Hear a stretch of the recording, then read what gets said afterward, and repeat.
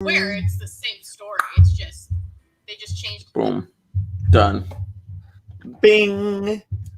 Bing. She seems like she's entertaining, though. I'd watch her channel.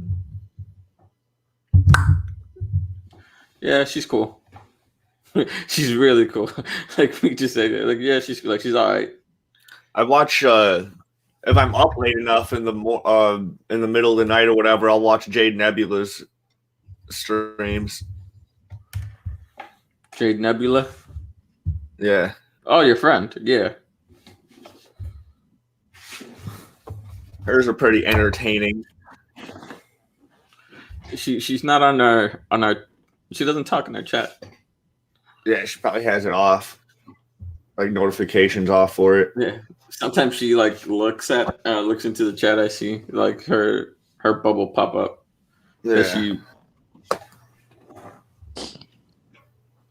As long as she still holds Beeble in her heart, dude, like it's all good. What if she doesn't? There'll be some choice words. Like, fuck you, Jade. You were the chosen one.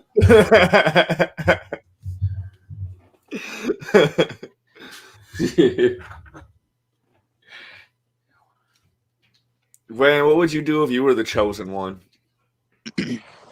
I mean, that'd be what George Lucas would want me to do. I can't control that. That's what George Lucas would want. Yeah. I bet, dude. Can I pass my powers on to someone else, like All Might, dude? Cause I don't want to do this. But, like that's All Might. I'd want to pass my powers to Medio. Huh? Medio, like that's who I'd pass my powers on to. No, I'm saying like Wall Might or All Might. I said Wall Might, like that Donald Trump comic. My Hero Macadamia. I don't get that reference. I don't get it. Sorry. Donald Trump comic book that's a spoof off of My Hero Academia called My Hero Macadamia, and he's Wall Might. It's fucking stupid. And then in the very first pages, there's all these like Titans, like looking like Attack on Titan, but they're Mexicans, like climbing over the fucking border wall. Shit's hilarious. I don't appreciate those offensive type. No, I'm kidding. Mike Pence is like Midoriya, and like Donald Trump like takes his whole fucking wig off, and he has another wig underneath it, and he like stuffs it in Mike Pence's fucking mouth so he can gain his powers and shit. It's hilarious. Nah, but I give it to Medio. What's My Hero Academia? I'd give it to the Mirio. Mirio is the true protagonist of My Hero Academia. Mirio is best boy. Confirmed. Is he the dude who lost his powers? Yes, he's best boy. He is. He is best boy. Bro, he came on and like we've had 3 seasons of Midoriya. This man had only like 2 episodes. Like 2 episodes, and people were already like, fuck Midoriya, we love this guy. Yeah. In 2 episodes. In the first episode, he treated the fuck out of Midoriya, and he had like the wackest power of anybody. Because all he can do is like control his own molecules, like to become invisible or like to phase. Like basically his powers is he can phase. Yeah. And he can control it to like such a crazy extent that he can control which part of his body he can phase through. I'm just saying, or like to be able to phase. And this motherfucker is like the best fucking character in the entire show. Fuck All Might. The worst teacher ever. Or All Might's boring, and like I don't know. There's also Froppy's still my favorite character. No, for me it's Meteor. Meteor was just amazing. I love that man to death. He's cool. I don't disrespect. When you find out that he was supposed to get All Might's powers, and I'm like, this motherfucking Midoriya really got in the fucking way of making the best fucking superhero ever. Yep. Because he's selfish. I know. Let me go back in time and murder Midoriya. That's how you get a reverse Midoriya. That's how you get Mirio. Because All Might was legit gonna go and see the dude that died because of Midoriya to give Mirio his powers. Dude, imagine Mirio would have had all the powers that Midoriya has right now and his phasing powers. Yes. That man would be unstoppable. How come they never touch on the previous powers that have also been donated? Because the other people couldn't unlock them, which is stupid. And I made that theory that there's other powers. I made that theory before it even showed up in the manga. That One for All is a power that the previous bearer passes the power to pass the strength and the other quirks. That's what they said in like the first episode. No. People thought that it just passes on the power and the quirk to pass on that single power. People didn't believe that it would pass on more than multiple powers. And I was like, and me in my fucking theory mode, I was like, no, that don't make sense, because if it only passes on the power to pass on the power, then why the fuck does the strength and that power pass on together? That makes no fucking sense. Yeah, like it's gonna pass on multiple quirks. I think it's just that the original quirk that passed on to it. The super strength was like the original quirk was just the dude who, like, because he was quirkless. No, he wasn't quirkless. He had the quirk to pass on his quirk. Yeah. So then every time a quirk got passed on, the next user had. If they had a quirk, all the quirks got passed on. Yeah, and so like I don't even think super strength was even one of the first ones ever, or it might have been the first one. He found like a super strong. It was his brother. His brother gave him super strength. Remember? I thought his brother was all for one. Yeah, he gave him a quirk because he was like he kept fighting against his brother that he didn't want a quirk from him, because of how his brother is, because he's a piece of shit that works in the the underground and does all this fuck shit. He's part of the fuckery. Yeah. So he was like, no, fuck you, I don't want your quirks, and then he forced it on him. That's right. They just did that shit in the anime on the English dub like a couple episodes ago. That's what happens when you don't read the manga. Manga schmanga. But yeah, that's pretty much it. And that's how. And like I had that theory before they even showed that part, and before they even showed like the multiple. That's what I always assumed, that it just passed on all the quirks. Dude, so many people didn't believe that. Like that was even before the incident in the tournament, the little tournament that they had, the school tournament thing. That was my theory even before then. Like, that's one of the things that always pissed me off about, like, I get why All Might probably couldn't use him, because he was already fucking weakened from that last fight he had that we never, like, you don't really see until later on. Even before that fight, he had years of practice with the quirk. No, but I get why his current self couldn't use him. Yeah, but even before then, why the fuck couldn't he use them? He like mastered it 100%. They said, and pushed it forward. I guess like he pushed it forward to the extent of where the next person can use it, I guess. Or I guess the super strength has been pushed to its max, so now you can unlock the other quirks. Or maybe it was that like since super strength is such a basic quirk, that like it took time to evolve for anyone else to be able to use the other quirks. It makes no fucking sense, honestly. Yeah.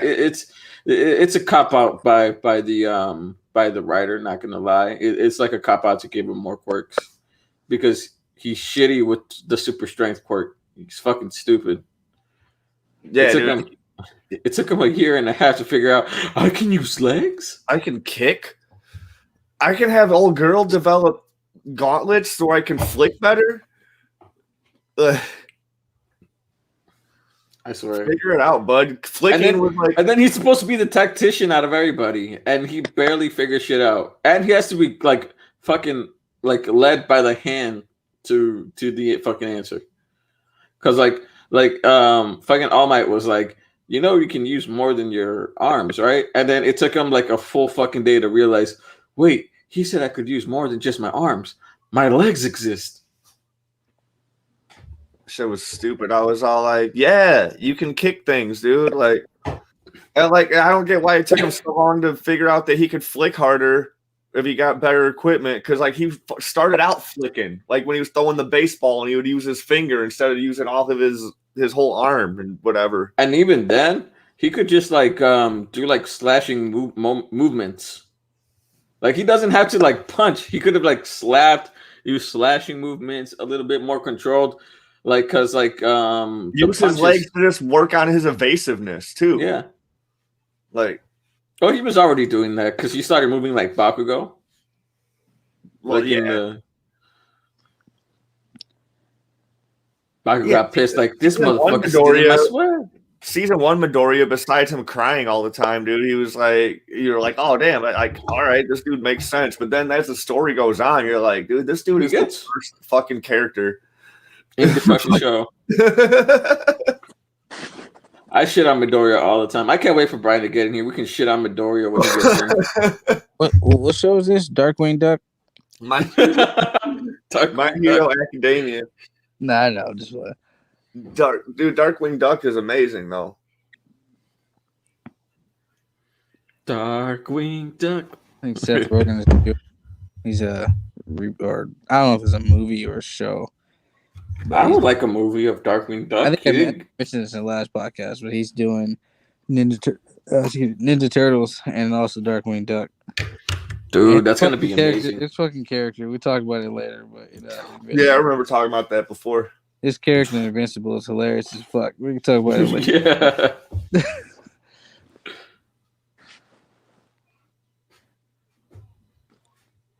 Yeah. Jake, what would you do if you were the chosen one? What's the context? What world am I living in? You're living in this world, and just some strange entity comes into your fucking house and just says you're the chosen one. Oh shit! I don't know. What I gotta do? Whatever they tell. I don't know. I'm not the one who declares people the chosen one. I would have been like me out of all the people in the world. Me. Just looking at me and my fucking life is like you tripping. Like you got to assemble a posse to fucking. All I know is that was like, I know I like to preach like all this, like I don't want to be violent, I don't want to hurt people, but I know if I was given powers, I would be on my Magneto shit. Not gonna lie. But no, see, I think I'm hearing it's time to get very racist. I think The Boys is probably the most realistic. Yeah, it is. But like I would be on I would be like straight up Magneto. Like I would just be never have a spiteful to racist, like how Magneto is. You would never have a straight up Marvel or DC world. No, because both people, first of all, will be using this shit for their own game.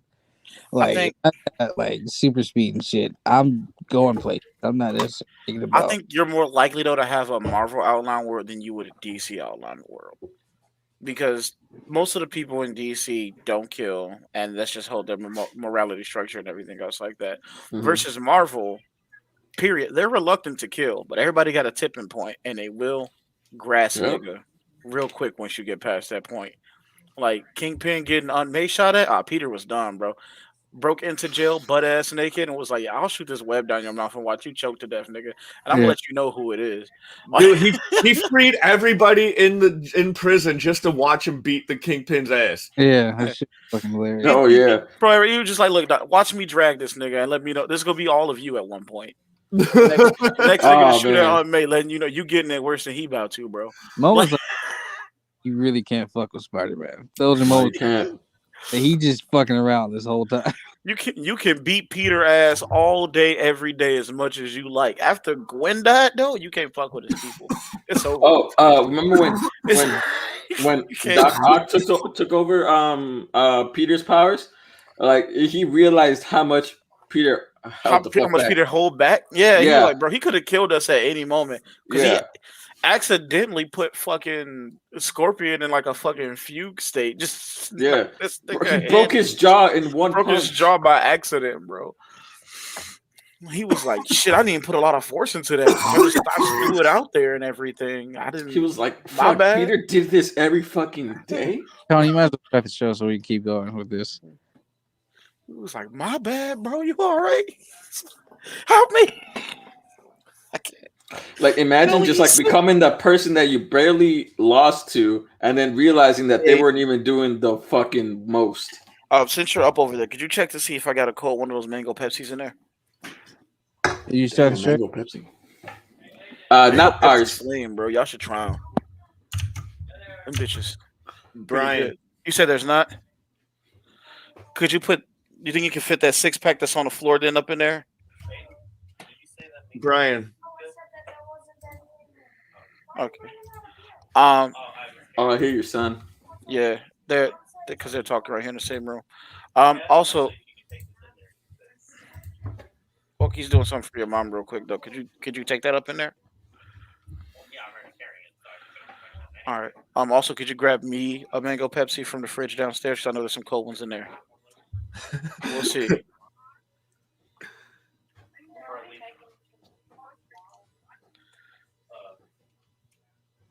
Mango Pepsi. Brought to you by Wiener Cast is brought to you by Mango Pepsi, apparently. You get sued by Pepsi. Them bitches hit. Pepsi Co's like, fuck you. Them bitches hit. I didn't even think it was gonna like taste super good when I first grabbed one. I was like, this gonna be weird, but I'm gonna try it because it's weird, and it's really fucking good. Does it taste like Fago? Like mango Fago? No, I don't. Nah, mango Fago just tastes like. It tastes like somebody took like I guess what they envisioned mango pixie sticks to taste like, and just fucking carbonated and dumped a bunch of them shits up in. They put like mango pulp in there, don't they? That's how they're in their pineapple taste too. But like no, you just gotta try it. I don't know how to explain it. It's weird. It's weird, but like in a really good way. And it shouldn't taste as refreshing as it does, but it is. I just I fuck with it heavy. If Pepsi keep doing crazier shit like this, I'm all for it. Brian, what would you do if you were the chosen one? If I was the chosen one, yeah, like some entity just in what context? The some entity just comes into your house like and just says that you're the chosen one.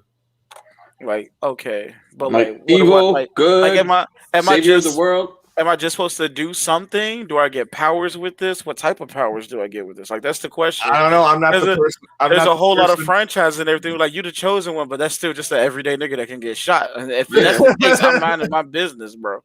So he could be like the dude from Legos, where he's the average motherfucker, the chosen one, and yet the girl that's the most badass that saves his ass the entire time is not the chosen one. Yeah. Like it's gonna be like Lego Movie. Or you're still a regular dude. Or like Alfred Crop. Yeah, I'm good, bro. I'm minding my business. I'm like, oh, that's cool. Like if I were Alfred Crop, I'd be like, nah, fuck this. I'm done. I have chosen you, my son, to do great things. Have you guys Did you give me great shit to do it with? Your heart. Nigga move, bro. Get on my Have you guys read the Alfred Crop movie the books, I mean? No. All right. Alfred Crop books is pretty much where this kid, he's a descendant of one of the Knights of the Round Table. He is like a bumbling fat idiot the entire fucking book. But give this motherfucker a sword and he's not bad. But he's still not great.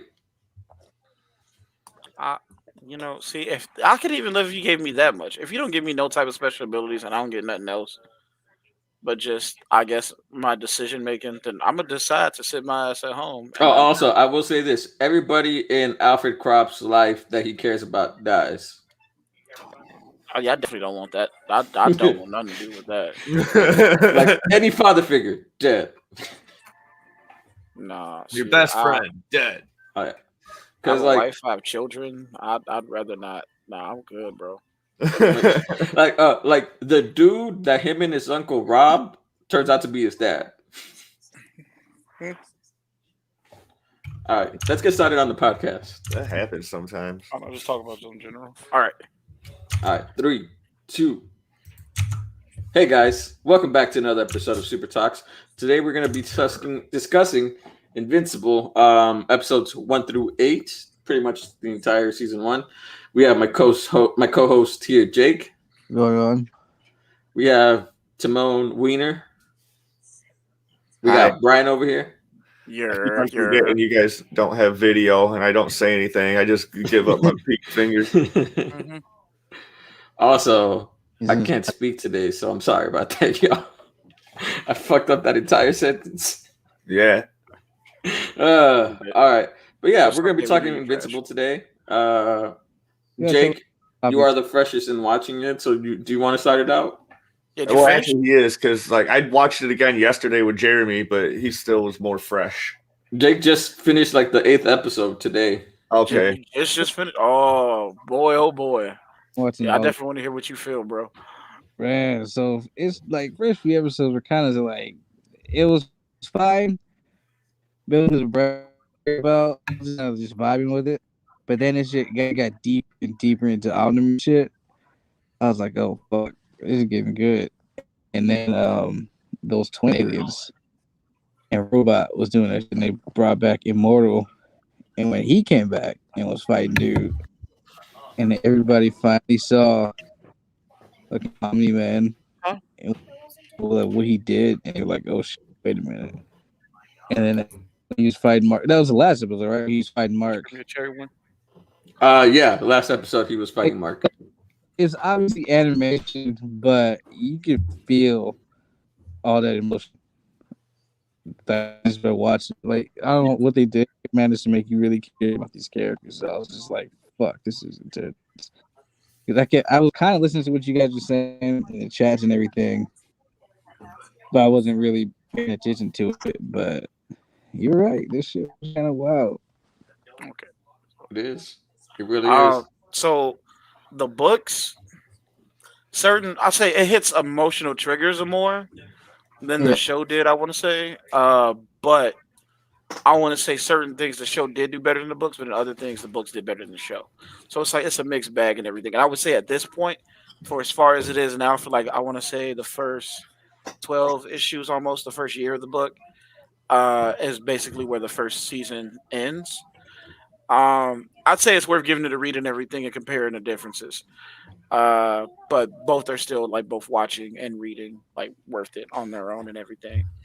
Um, I want to say there's a couple things with the pacing I didn't like as much with the show, but also the pacing wasn't too good for the first year of the book either, though, because for the first year of the book, I mean, you kind of get like this weird feel from Mark, which the show kind of also does a good job of portraying a little bit, but you don't get as much focus on him because they're really driving the Omni Man is a piece of shit, but can we find out why type of thing?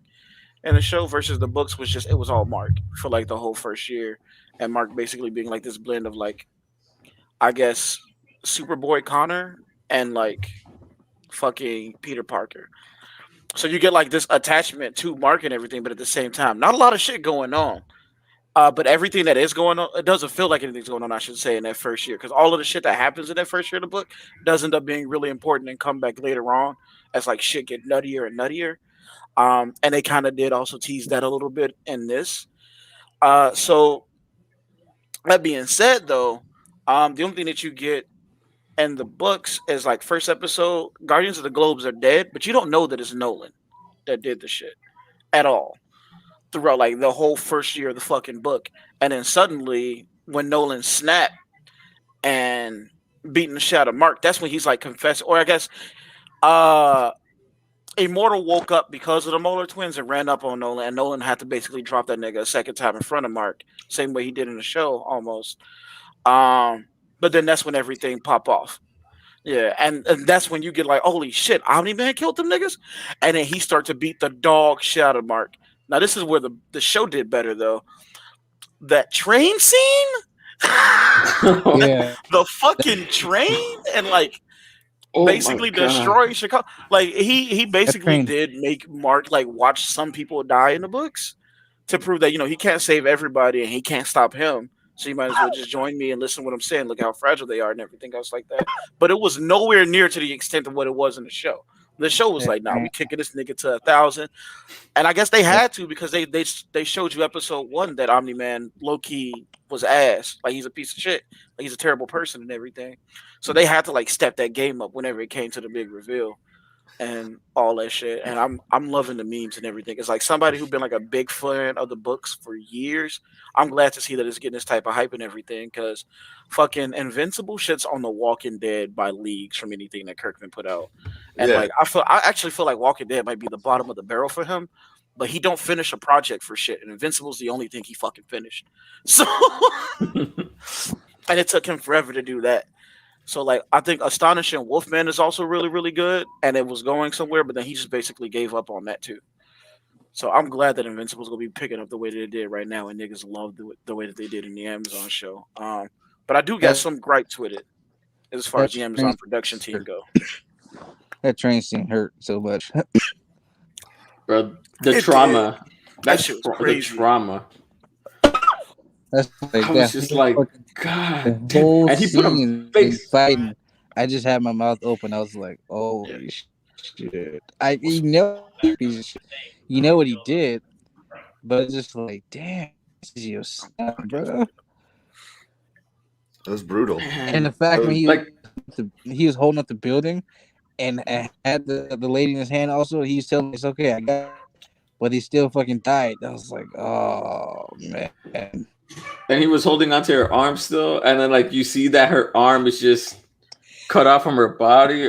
One was a little girl too. I was like, Mhm. fuck. It's like you had a little Sad. bit of hope there that he's like somehow gonna upright the building. It was like, nah, that shit just crumbled. Bro, It's like, even before that, the way he killed the pilot. yeah, it's like it's illustrating exactly what he's saying. It's like you can't stop this. It doesn't mean anything. Look what's happening. It's like He's like, as so many of them, I'm so much stronger than you, and they're so much weaker than both of us. There's no way you can stop me from killing just a shit ton of them. You might be able to save one of them, but you can't save all of them from me, bro. And like, and he's like, and I'm not even the worst of it. And he's not. He's far from it.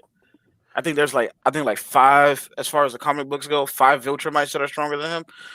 And then there might even be like a That's couple more of ridiculous. the aliens from other fucking races too that are stronger than him. Like That's my boy ridiculous. Battle Like, Beast.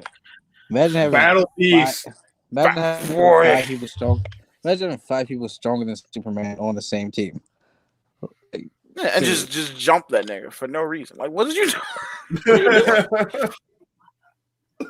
Like, if I remember right and everything, that one female Viltrumite that assaults Mark later on, I think she's supposed to be stronger than Nolan too. Or as strong as Nolan. Conquest is, I believe, stronger than Nolan, if I remember right. Some of these And- side characters I actually really like though. Like the idea of them. Well, Like, okay, so which side characters did you grow? Because you didn't read the comic books, right? I read maybe 10 issues of it. Okay, gotta find what my side companion- characters I did gotta you find grow my- attached to? I gotta find my companion. Not necessarily attached to, but like I just thought they were. But the which idea ones of did you them. kind of like that stood out a like little that bit? Luke Cage rip when he fessed the fuck out of Mark Titan. Oh, Titan. Yeah. I was like, Titan. damn. Titan has a good run too. That was a. I want to That say was like.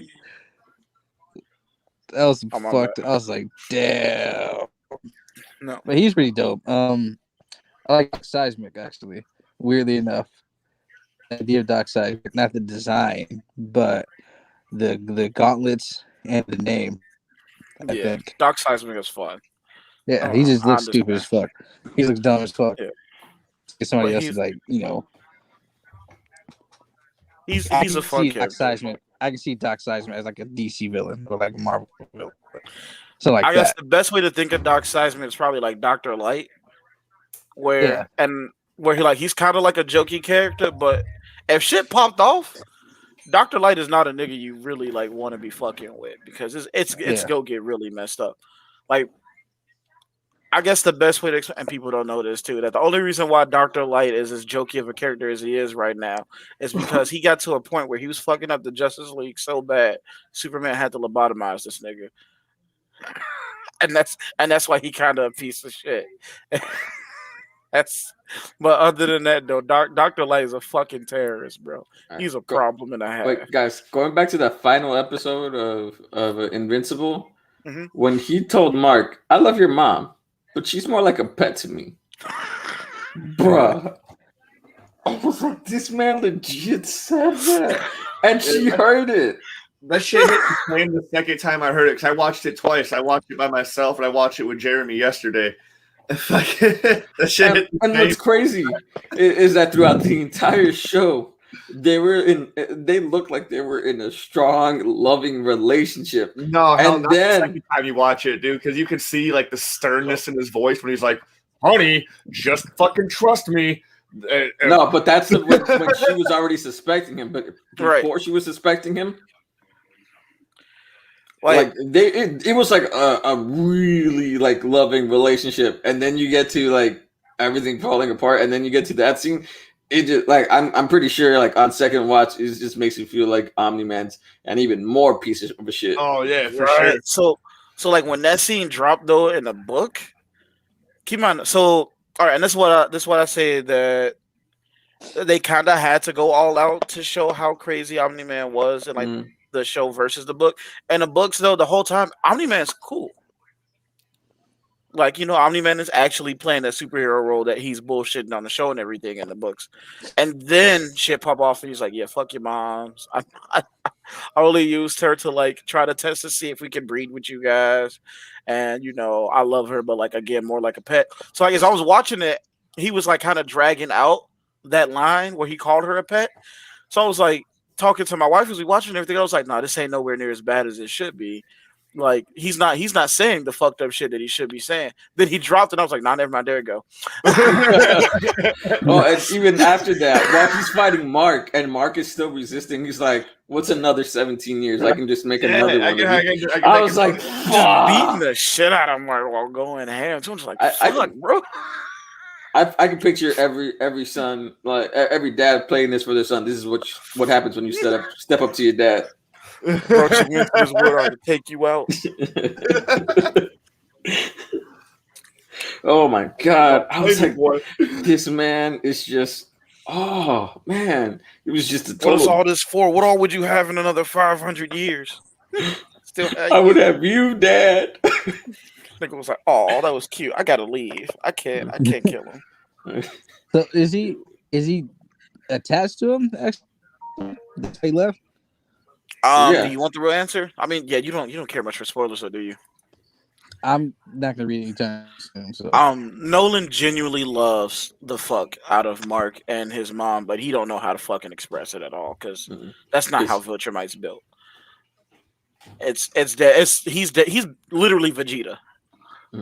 He's I was he gonna say literally he's more has.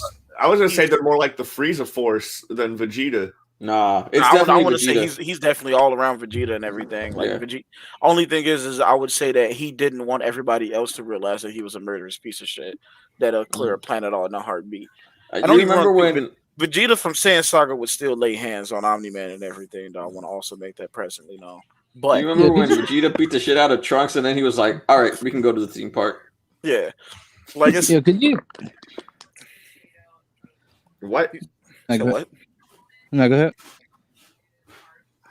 No, You're we were cutting letting it you. out. My bad, Chief. Oh No, I you was just like saying, stop talking. Oh no, I was just saying, 'cause you mad like this shit was real? Like we really had an Omni-Man? Like looking paranoid you would be? After what he just did in Chicago, I would have been like, yeah, nigga, I'm There's alright. no way you What can can I'll keep you this listen up. to him. Sure. What can you go do? ahead. Like what the fuck can you do? Concede. Sit there at home watching that shit on TV like the whole rest of the world was doing and just be scared. That's what you can do. I'm That's sitting there like- and listen. 'Cause keep it's in like, mind too, at how the do end of you the day, not- he doesn't want to kill everybody. He just wants to enslave us. I guess to a degree. Mhm. It's like I guess how do use the you not resources and agree- everything. How do you not agree with Batman in BBS though? It's like, what if this dude just decided that fuck all these humans? And then damn thing we can stop him.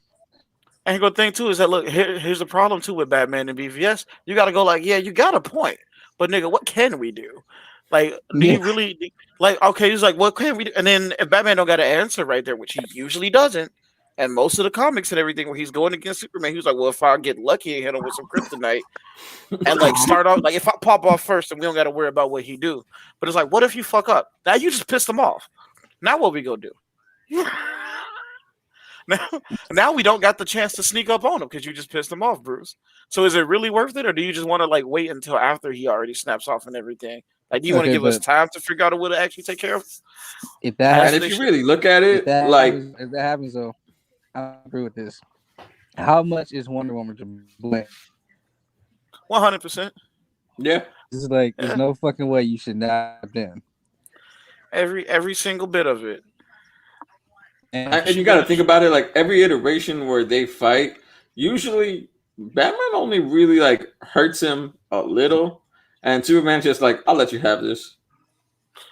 Well, the thing too, though, is that the Amazonians are to blame for a lot of shit in DC's universe. I want to also point that out because their whole job is to be the liberators of man, and they haven't liberated a single fucking thing in their entire existence. And I think they should all be bombed off the planet. So I already want to talk about them Themyscira because that's gonna start a whole nother rant for me.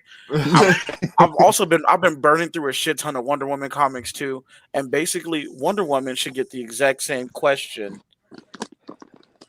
that fucking Killmonger had for Wakanda and the Black Panther movie. I say in the movie because in the comic books he was just a nigga from Detroit who wanted to be somebody. That was it. Had no title or anything. He just read it was like, y'all rich and black. I want to be rich and black too. Give me your throne. And like everybody was like, what the fuck is wrong with you?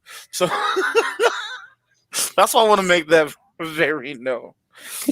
But the logic though applied to the movies and everything is like, what were you doing the entire time when you could have been saving everyone? That applies a whole lot to Themyscira. That is true because by leagues, and it's way worse than Wakanda because in Wakanda it didn't kick off for them until like maybe in the 1100s, maybe 100s. I mean, like maybe 1000, maybe 1100s and everything. No, because they got Eternals. Huh? They got Eternals. Well, no, they always had the Panther gods and everything else like that. The gods always protected that land, but they didn't get like the technology as well as far ahead of everybody until that meteor crash with the vibranium in it. So Themyscira though been like that since like fucking before Egypt even existed. That is true. So Wonder Woman alone is 50. It's like what the fuck was Themyscira doing? What's Themyscira doing when the Hebrews were being fucking enslaved in Egypt? What was you niggas doing then? Nothing. What were you niggas doing during the American slave trade? Not a damn thing. What were you doing when Genghis Khan was laying his dick across all of the Asian continent? Not a damn thing. That is true. Like they're always like, we're the protector of man, but nah, we're gonna keep to ourselves. Where were you during the Trail of Tears? You niggas trash. That's terrible. Yeah, I heard Chris Columbus. Ask him that question. Like, go Google it. It was that Spanish guy when he had it when it was a little bit crazy. Yeah. Oh, you niggas didn't stop him though, huh? What happened to Jay Rooster? He hopped on for a moment. Yeah, he might have got booted. I don't know how. He had to restart his Wi-Fi. So I'm gonna let you know too. So anytime anybody asks the questions of would you blame Wonder Woman or the Amazonians for anything, my answer is always gonna be yes. I'm blaming them for everything. It's always their fault. It goes back to Wonder Woman does play a villain, so where was this bitch during Hitler? She popped up for World War I. Where was she for World War II? That one wasn't as important. Mad that her man was killed. It goes back to BVS. Batman had a point that what if he snapped and decided to kill us all, and there's nothing we could do. But it was a superpowered being who could at least, do something to him. Here walking among us this whole time, not to do anything. Well, that's literally what she's created. God killer. Here's the thing, though, too. I think if you just give him pictures of Spider-Man, he'll be all right. I also blame Alfred partly too for if Batman was to fuck up and piss off Superman. Because if Alfred just beat Bruce ass once or twice as a child, we wouldn't have this issue. Just, if you just would have grabbed the belt, nigga, you his legal guardian. You're not his butler anymore, bro. Hey. You can beat his ass. Yeah. Hey, Alfred in Gotham, he wasn't afraid to lay hands on Bruce. Like he would beat. No, the he shit smacked the out of fuck out of Bruce. Yeah, he told him, "You got a line. I'm fucking you up." Before Bruce left to go like train and come back and everything, and he tried to square up with him in the library, and Alfred embarrassed him. That was the funniest shit I ever seen on TV, bro. Because he dead ass got the rich kid, I got my ass beat look on his face, and he was like, "You fired, nigga." He was like, "You think you wish I was? Like, you can't fire me." I'm still behaving as your butler and everything. I was like, but I'm not, bro. I'm legally your dad, nigga. Shut up. Oh, that was funny. We'll get emancipated, nigga. I'll run the funds right now. Shut up. I was like, yeah, me and Lucius, dude, like we run your life, bro. Like that's about it. If we wanted to do some fucked up shit with your inheritance, we would, nigga. Be quiet.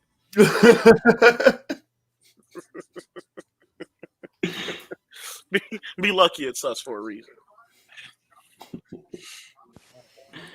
Oh man, you remember when he got his ass beat to teach him how to fight? Basically.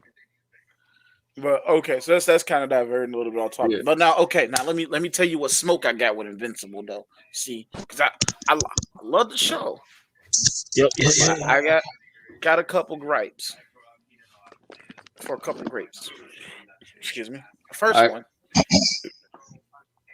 So with the show being as good as it was, they robbed a lot of good points that they could have. What's up, bro? Well, you know, I was just trying to fix my mic. That's all. I'm just making sure y'all can hear me. Okay, I'm listening. All right. So, all right. Big fan of the book. Something that they wasted, that they could have, that kids in this generation definitely could have dealt with, was his friends coming out. Now, damn, I forgot his best friend's name. William. William. Okay, thank you very much. Now, William is probably the most lovable motherfucker in the entirety of the series. Period. Throughout the book. And the show, they didn't give him enough time. On top of that, they started him off episode 1 gayer than gay. Like super duper gay, which ain't no problem with that. But what I liked was like the development of him like struggling with that. At the same time, Mark was struggling with like how to actually be a professional superhero. And then everything basically coming to like this weird reveal at the college party. And almost the same way it did at the college party, only thing is he was still basically in the closet until shit hit the fan and like dude that he was messing with was damn near dead and everything and shit like that. And then after all of that's been blown over and everything, he was like, "Mark, I'm gay." And then Mark was like, "Well, nigga, I'm invincible."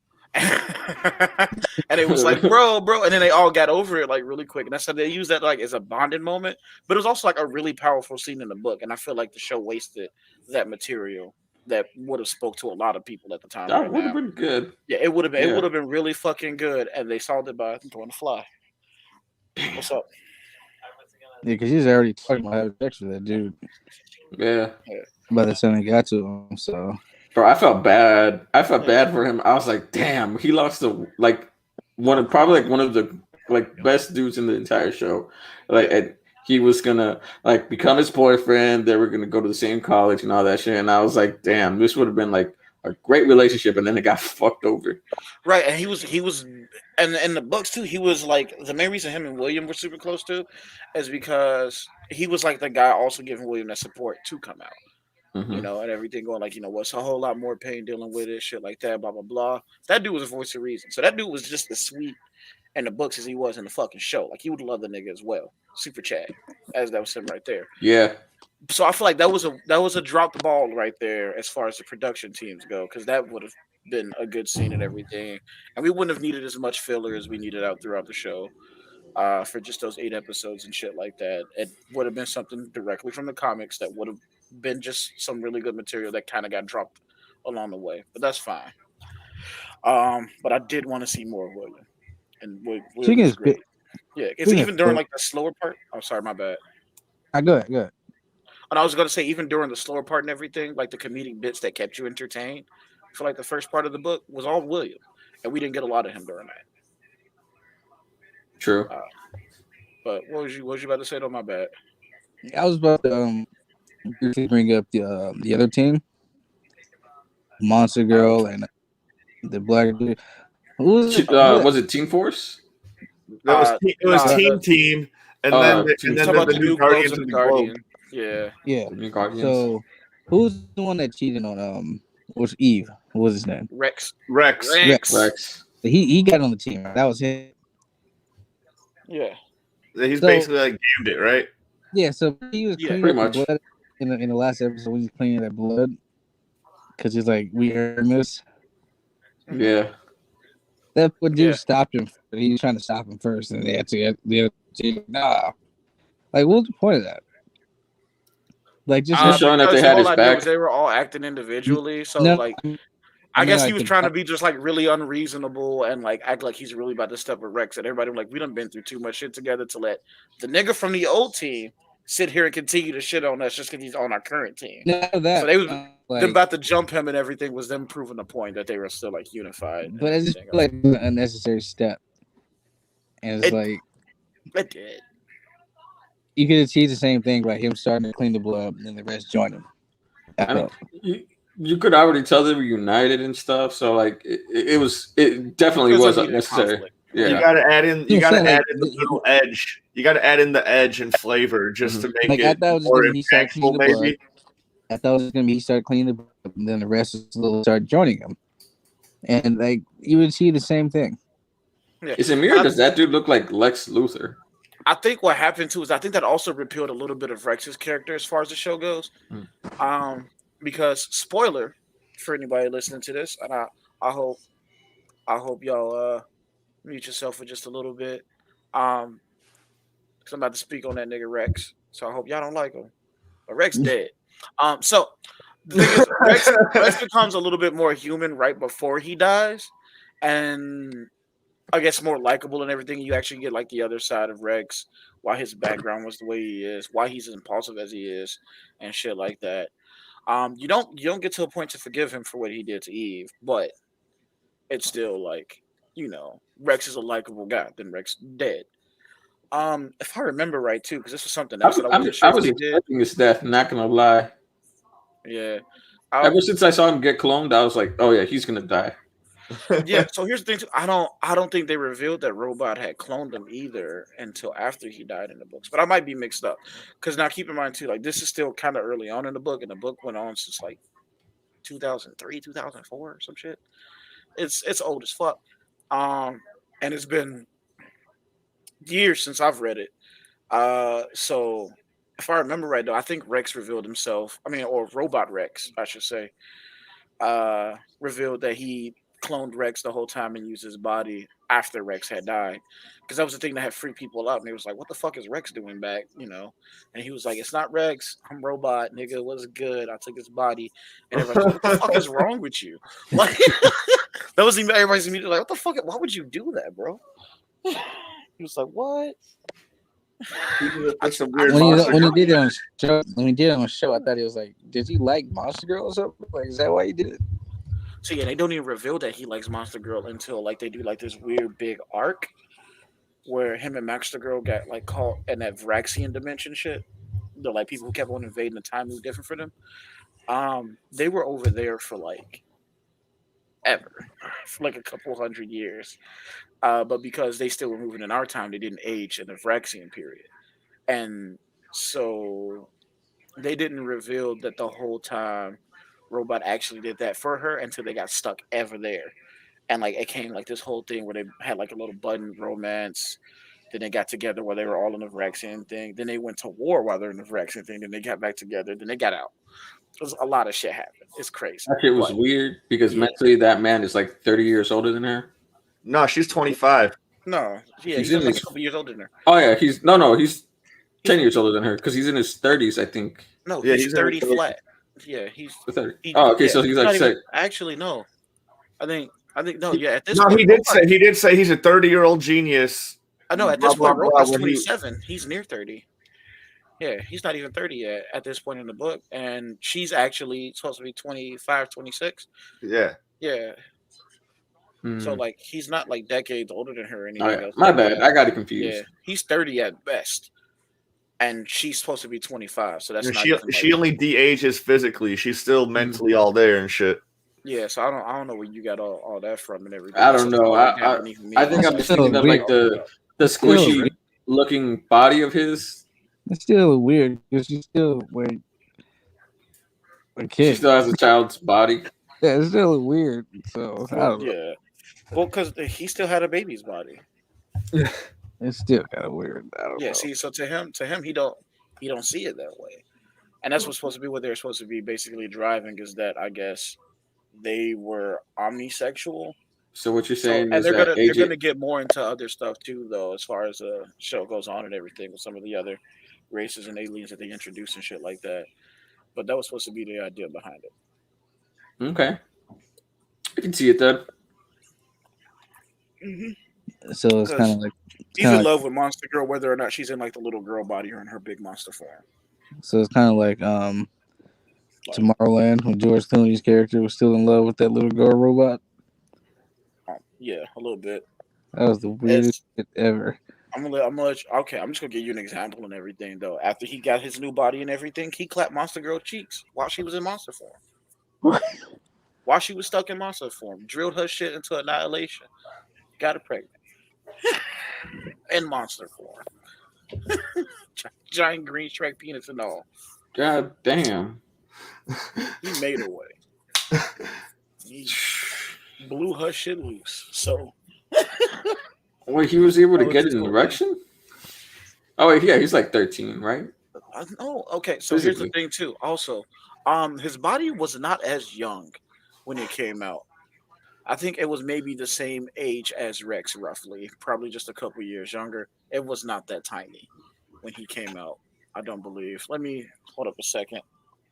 How old was Rex? Like he was in early 20s, right? It's only weird if you make it weird. And yeah, Rex is like early 20s, late teens. Yeah, I would suppose so. Okay, interesting. I gotta read those comics because it's all weird. Hold on a second. Yeah, I've been meaning to buy the omnibus for a while. So let me see. Rudolph Connors.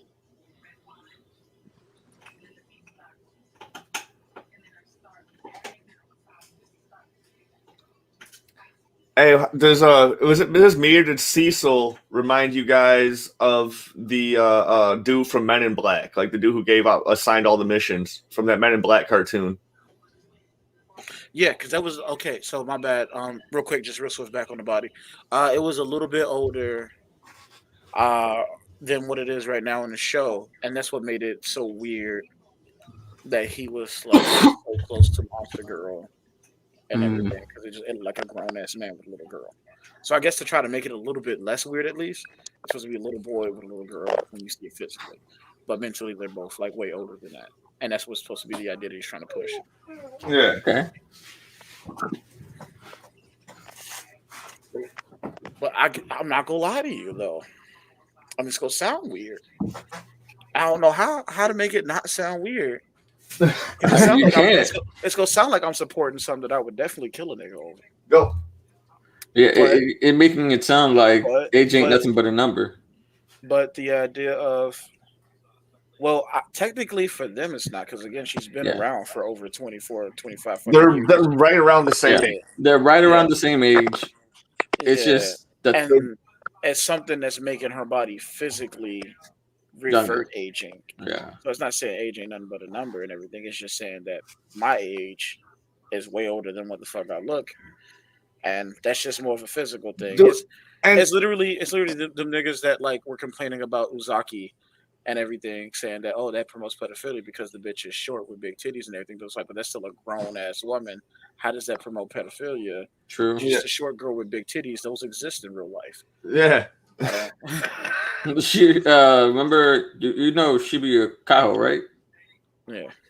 She's like, I'm a short woman with big titties. So here's one thing, dude. Like once you find out how Monster Girl's powers work, I'm sitting there watching the show. I'm like, she needs to not train as much. Like she even says that at one point. But then like Yeah. you see her at the end, like still doing all this training. I'm like, she needs to not train as much. She needs to like do as little as possible, you know, like because I mean, that's why her lesson plan is shorter than everyone else's. it's still, man, like they need to call her for like emergencies only, you know, like that's like if I call it for de-age, emergencies only if she don't get the training. if I de-age every time I use my powers, man, like I wouldn't be using them all the time. I'd use them if I absolutely needed to. But Robot's pretty much finding a cure for her. Yeah. I don't know if he finds it though. Yeah. Oh, he does? Okay. A lot of shit happens, and like it's great. The book is so fucking good. Just read it.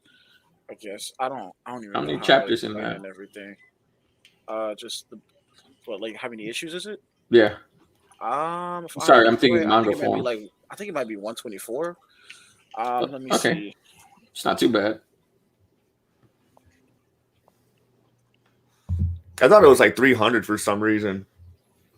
I would have thought it was around 300, but I guess not. Oh, then again, 144 is the end of it. 144. It makes sense that it's that low since, like, comparatively to manga, they don't do weekly; they do monthly. Well, So it makes sense. Yeah, comic books like Yeah. once a month, and be grateful about it. Because the series just closed, I want to say a couple years back. So 2013, I right? remember when the final issue came out. It was I'm thinking maybe like 5-6 years ago. It's like 2013, 2015, around there. 144 saying the final issue was 2018. I don't remember that 2018. being Oh that wow, close. Damn. See, 5 years ago. shit. I mean, 3 years. Goddamn, that's only 3 years ago. So he does finish work. It just takes him 2 decades, or a decade and a half. I thought it was longer than just that though. So did I, dude. Like I remember when the last issue came out. I think he might have like added more stuff after a certain point. Let me see if there's like a gap in these.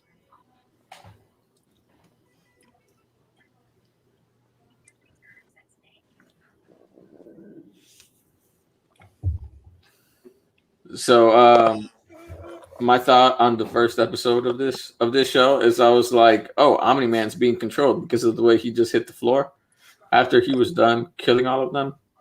And then like in the third episode, I was like, oh no, okay, this man is just faking it. He's just he got his ass. Dude, I like that episode with Titan when like everybody's getting their ass whooped by fucking that Beastmaster dude. And fucking there's a scene where you just see fucking Omni-Man just like watching as everybody's just fucking getting annihilated. I was like, is he gonna show up and help? Is he gonna do like what the fuck is he gonna do? Like this man over here looking like Goku throwing a senzu bean. I still can't get over how Titan just finessed him like that. I still can't get over that shit. Oh, and like yeah. I felt bad for Mark. I didn't see that coming, dude. At the end of that episode, I was like, "Oh hell no, dude!" Earlier in the episode, I believe the episode when they were flying, he was holding him. He's like, "Man, this is some bullshit." Oh, so technically, the last arc started in 2015, but it carried on 24 more issues into 2018. I think that's why we all felt like it was longer than that. Yeah, like this shit was crazy though. It's also a lot that happened in between the two though. It's crazy as shit. Like I'm just looking at the events that kicked off in like the last 20 issues and everything, and shit just got nuts. Damn. Like nuttier than usual because it was already fucking nuts going into it. No, but I had that question earlier. Was it just me, or does Cecil remind you guys of that dude from the Men in Black cartoon that assigned all the missions? I never watched it. You never watched the Men in Black cartoon? No. I know who you're talking about, though. I did. I've seen it, but I didn't watch it. Anytime that dude popped up, I'm like, Men in Black. He's just more violent. Hold on a second. I'll be right back. But yeah, that's basically what he's supposed to be. The voice cast is pretty good too. Oh yeah. Like Stephen Yeun was good. Speaking J.K. of Simmons, Rex, obviously. that voice acted Rex. Huh? The dude that voice acted Rex. Oh, dude, he was obnoxiously good. That's Zachary Quinto, right? I don't remember his name. The dude who plays Spock. No, that's not who played Rex. Oh, Zachary Quinto played somebody. I can't remember. Yeah. The dude that played Rex was in Brooklyn Nine-Nine. He plays the crazy cop in Brooklyn Nine-Nine. I haven't seen that show. Have you watched Parks and Rec? He's like the guy that makes the perfumes in Parks and Rec. What's his name? I forget his name. He plays Rex though. The guy that makes the perfumes. Yeah. You said who plays Rex? The guy that plays Rex was in like Brooklyn Nine-Nine and Parks and Rec.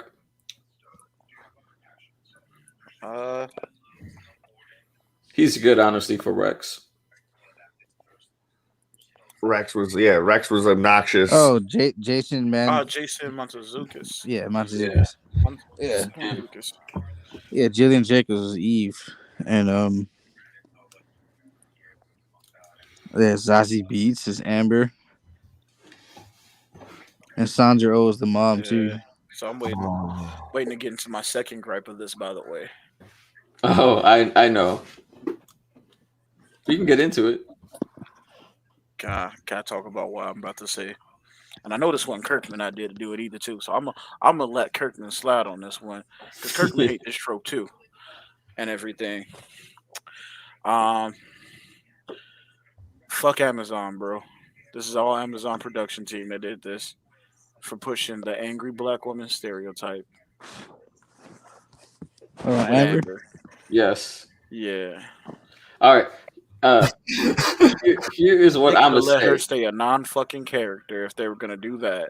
Yeah. Because in the books, this bitch ain't important at all. So I don't even know why they drove so hard to make her a very fucking like important character in Mark's life. Yeah, she's barely there for long and everything, and not to mention too the way that the show got his shape. He's obviously gonna end up with Eve, which everybody loves anyway. So I don't know why they drove so hard to try to make Amber an actual important character in the show. On top of that, though, they just made her black for no reason. But okay, it's cool, whatever. Race swap side characters, you know, you always go hear one side complain about that. But then they had the fucking nerve to change everything about how she treated Mark and make her the angriest, pissiest, most deservedly hated bitch on television for Dude, when she I didn't said, hate her that much. I don't see the hate. I didn't hate her that much. No, like when she said, "Hey, I knew you were a superhero the whole time, but I'm still gonna be a bitch about it." Well, I will say this. Stupid. It's like, so you mad because he didn't fucking tell you? That's some Lena Luthor shit. Like they did a Supergirl. That's exactly what she was pissed off at. It was like, come on now. So, yeah, we've been dating for 5 months. You didn't tell, bitch. 5 months is nothing. Except in high school. In high school years, 5 months is a long time. Yeah, like what the fuck? Like what is you? I found everything she said. Not to mention right, too. but valid. Can we talk about the fact that too? She was talking about she was with him for 5 months. The nigga was half dead for half of that. And she knew about it too. She knew about it too. It's like, see, every time you got mad at me, you knew I was getting my ass beat, but you still mad at me. Well, no, she didn't know until 3 weeks, like before they ended the relationship. But even so she was mad at him for getting hit by a bus.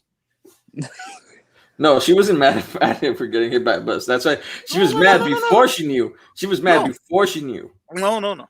She said, you weren't there for me at the soup kitchen at the end of that. She said, you didn't show up for me. She said, you didn't show up for me for that. Because you just couldn't be honest with me. So, in her head, then, she'd been pissed off. Before those 3 weeks, and now she ended up changing the reason why she was pissed off. But before that, she was pissed off for months.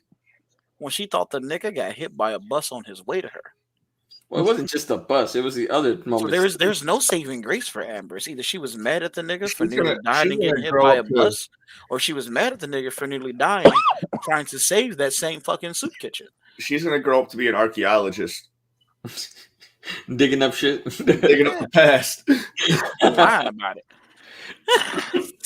All right, let me see. Amber ain't shit, bro. No matter how you look at it. No, Fuck I find everything about Amber valid up to the college part. Her being constantly upset and everything and being flaked on and all that shit, that was eventually going to happen. We already know that. We get that she's going to feel hurt because she doesn't feel as important. She go dump and boom. That's cool. Nobody deserves to ride seconds fucking fiddle and everything when you're in a relationship. I understand that much. And she could have said that's what I'm saying. Everything about that is valid. Yeah. But when it got to the college part, that's where it was a lot more fuckery because like she knew at that point.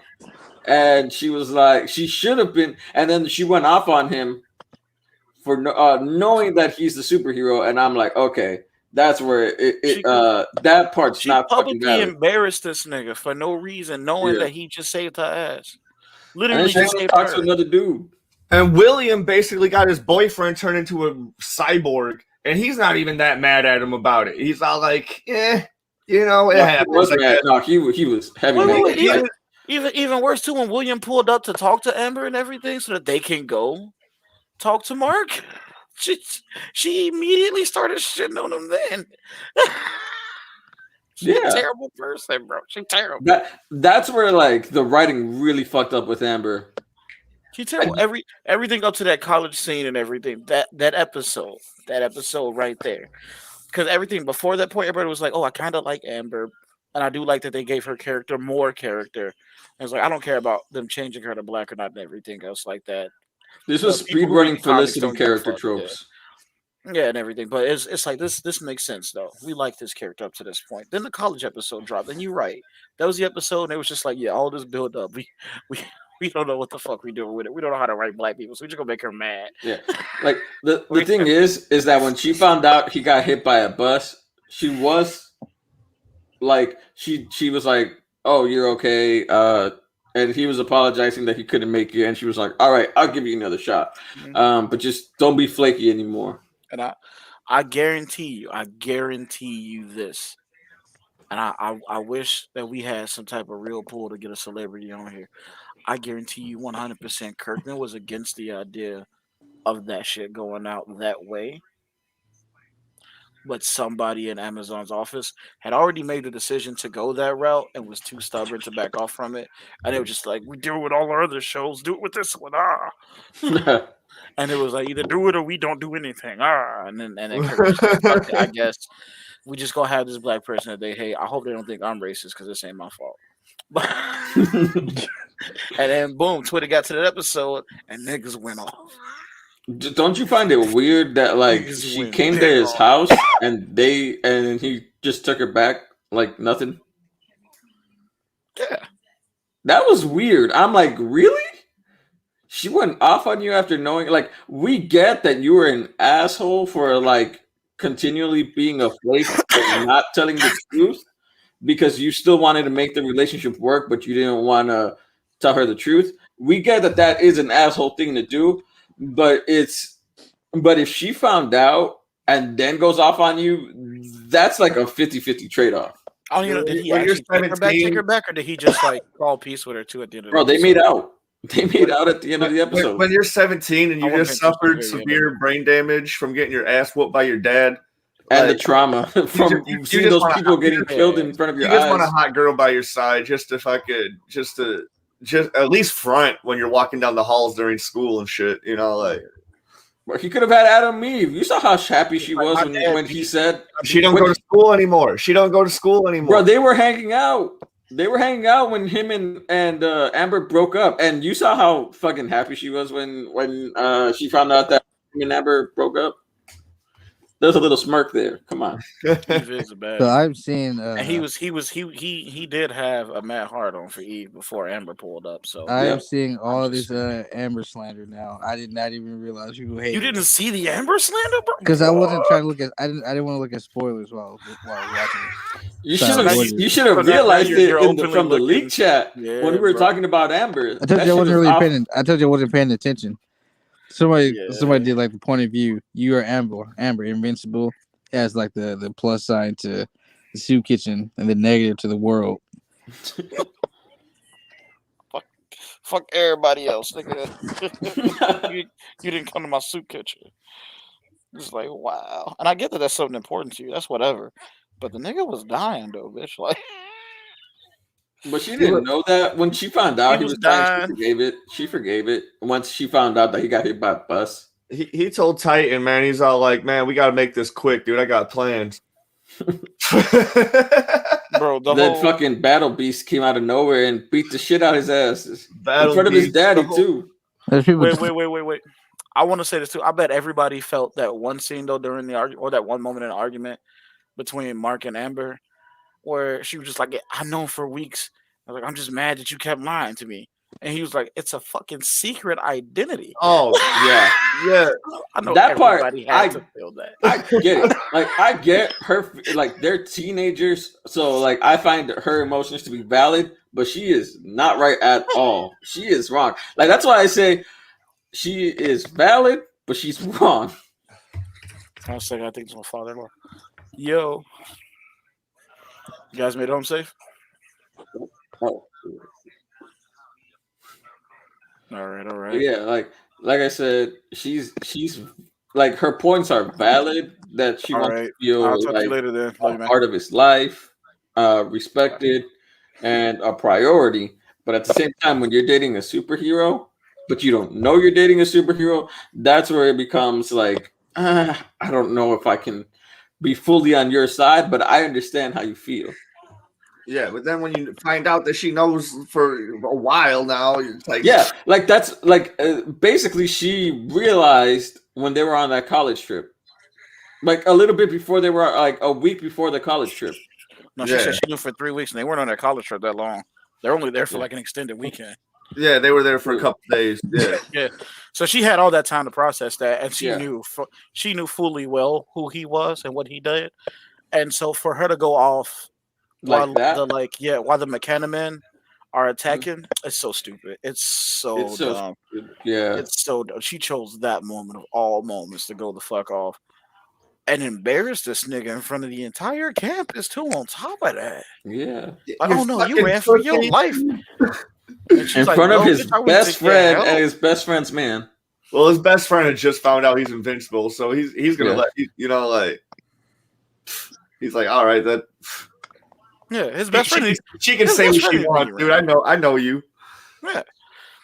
Like his best friend, he was like, nigga, it was a giant robot, nigga, slinking cars. What are we supposed to do? What do you go do, Amber? What Yeah, do you Yeah. go do to stop him? It made like her irrational anger just made no Even if sense. he ran, bitch, why didn't you run? That's Yeah. the real question. You why black. you stay there and watch? Because they don't know how to write black characters. Exactly. I'm like, you black. Why didn't you run? Why were you there to watch this all go down? That is like that is a joke that a lot of black comedians do. Like they see a group of people running, they're following suit. They're not even gonna ask questions. Like I think No, you worry about it out there because you go down first when trying to figure shit out.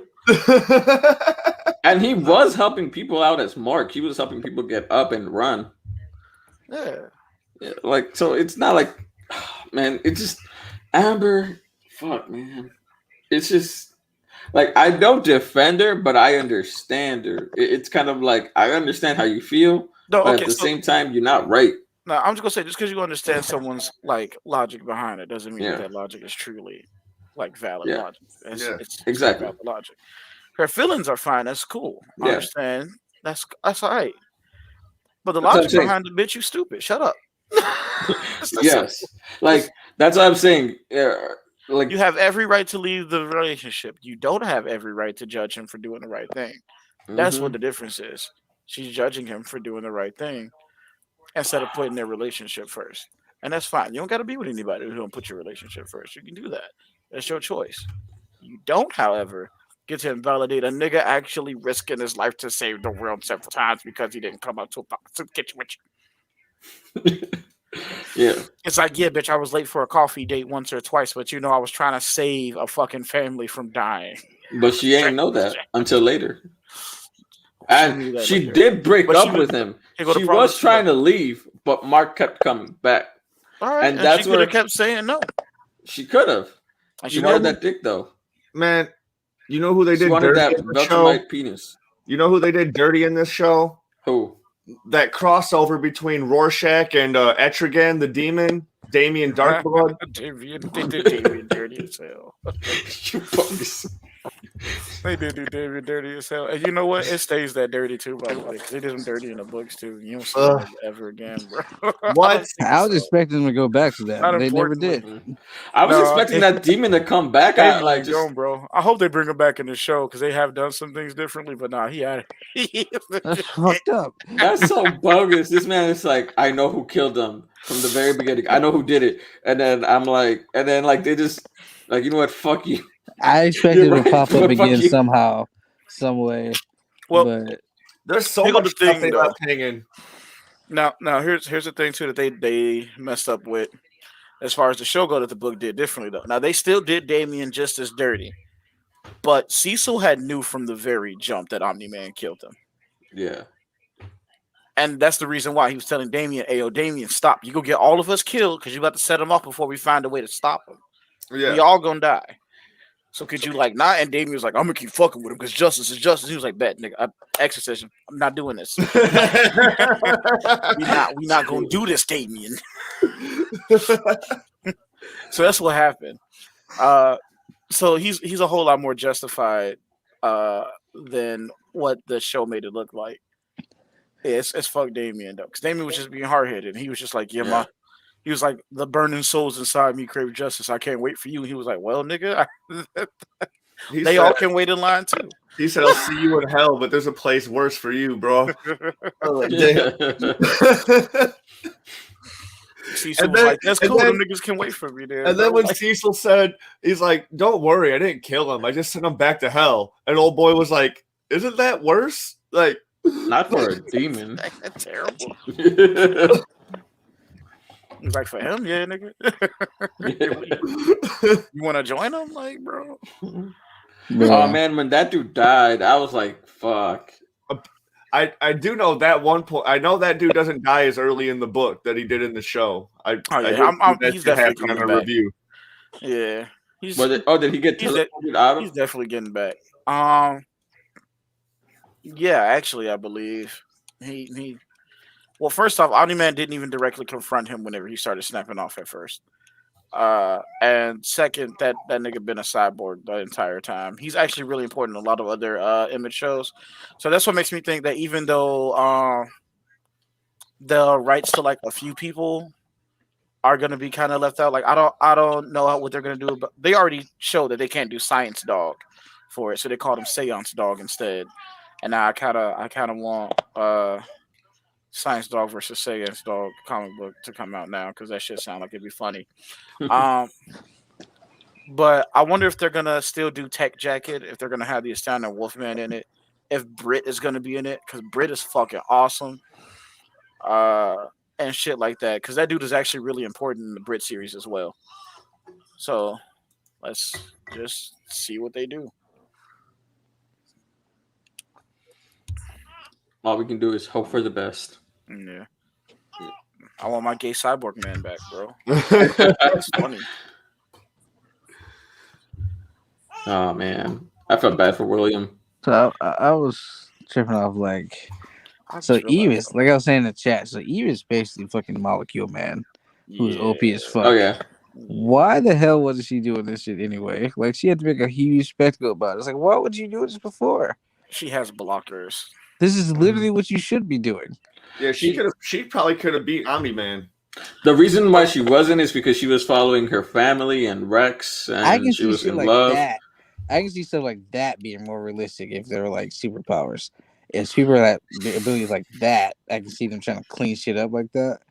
as opposed to it just being some DC Marvel world, She had where everybody has some moral code, The and they're thing gonna be is that she's young, and at an early age, she was put in a position to be in Teen Team, and like she fell in love with Rex, so she just felt like she fit there, and she didn't really have like a much of a choice to like think about what she wants to Dude, yeah, because her dad is a motherfucking asshole. yeah. Yeah. Also, her dad was kind of abusive until she got her powers in the books, and He seemed also, abusive. yeah, he was a little bit odd smack to shot this kid first before I tell him anything. Mm. Like it wasn't even like oh, I'm gonna get drunk and beat her ass type of thing. He just felt like just smacking him up a little bit is how you tell him to do things right or wrong. But it definitely was out of hand type of ass whoopings. It didn't make sense.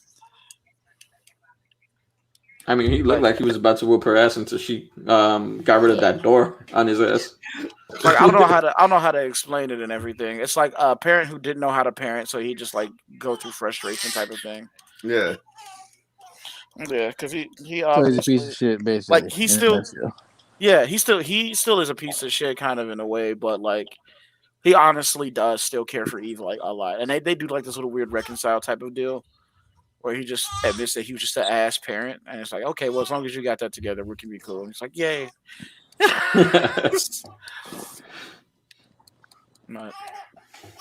But I don't know if they're gonna make him like a fucking a beater or anything in this because again they changed up some stuff that was kind of pivotal Yeah. in the books.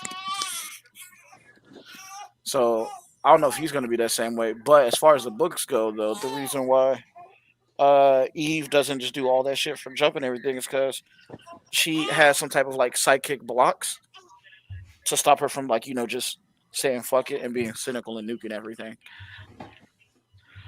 Because she can't like nuke every fucking thing, as well as her thing too was supposed to be like she can't really transmutate. Well, they said at first her powers are supposed to be she can't transmutate organic matter, but she can mess with the molecules of anything else inorganic. And then like she kept doing shit like messing with trees and like plants, like small animals and shit like that. Yeah. And Mark could be like, "Wait, bitch, you can't touch anything organic. So how are you doing that to a tree?" And then that's how it came out. Like, oh, I can do it to anything. And she didn't figure that out until she lost her leg. And then made another leg. Back a leg. Oh yeah, because that nigga Conquest was wild, bro. Conquest pulled up and he was like action at all times, bro.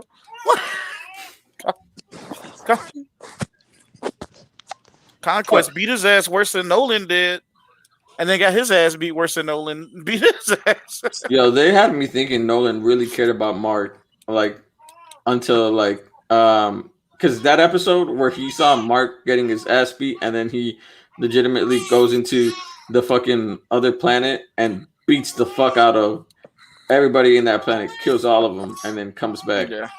I like how this show's called Invincible, and Mark's getting his ass whooped in every fucking episode, damn near. Like, that dude is very invincible. That dude is unvincible.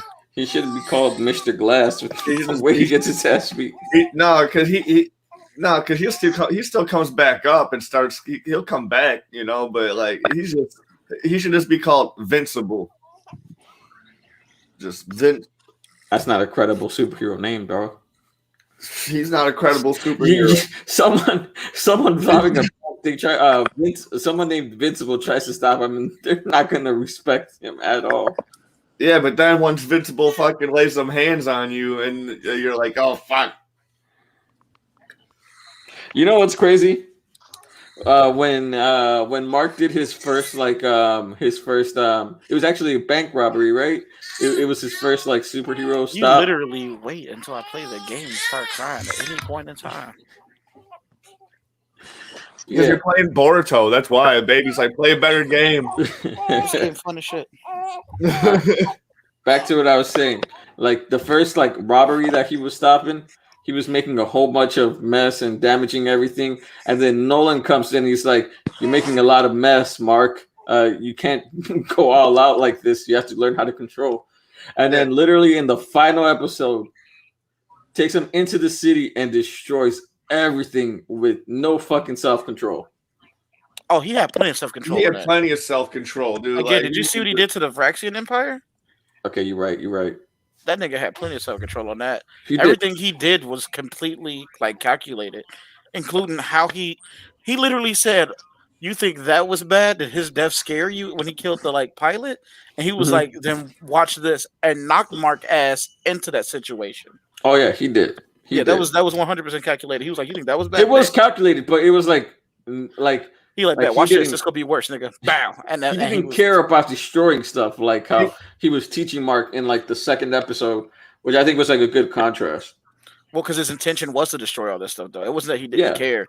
He was actively doing it. So everything that he did was like calculated. It was He was pinpointed, trying to prove precise, a and point to everything. Mark. Like, Yeah. like this is what happens when shit gets Think, real. Mark. Yeah. Because his whole idea and everything was supposed to be like nigga, just us fighting here. If we took each other seriously, and I'm not even taking you seriously right here, everybody could die in this situation from just us fighting. Here, let me beat your ass to prove the point. And that's what he was doing.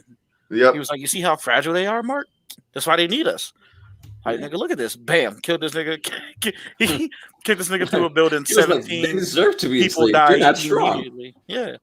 Dude, just all them people that were just on the street. Like, dude, I was in Chicago last weekend, fucking out to eat on Michigan Avenue, fucking, and all of a sudden, just like a mob of people were just started beating up someone like right outside this restaurant. Like me and my girlfriend were eating outside, fucking,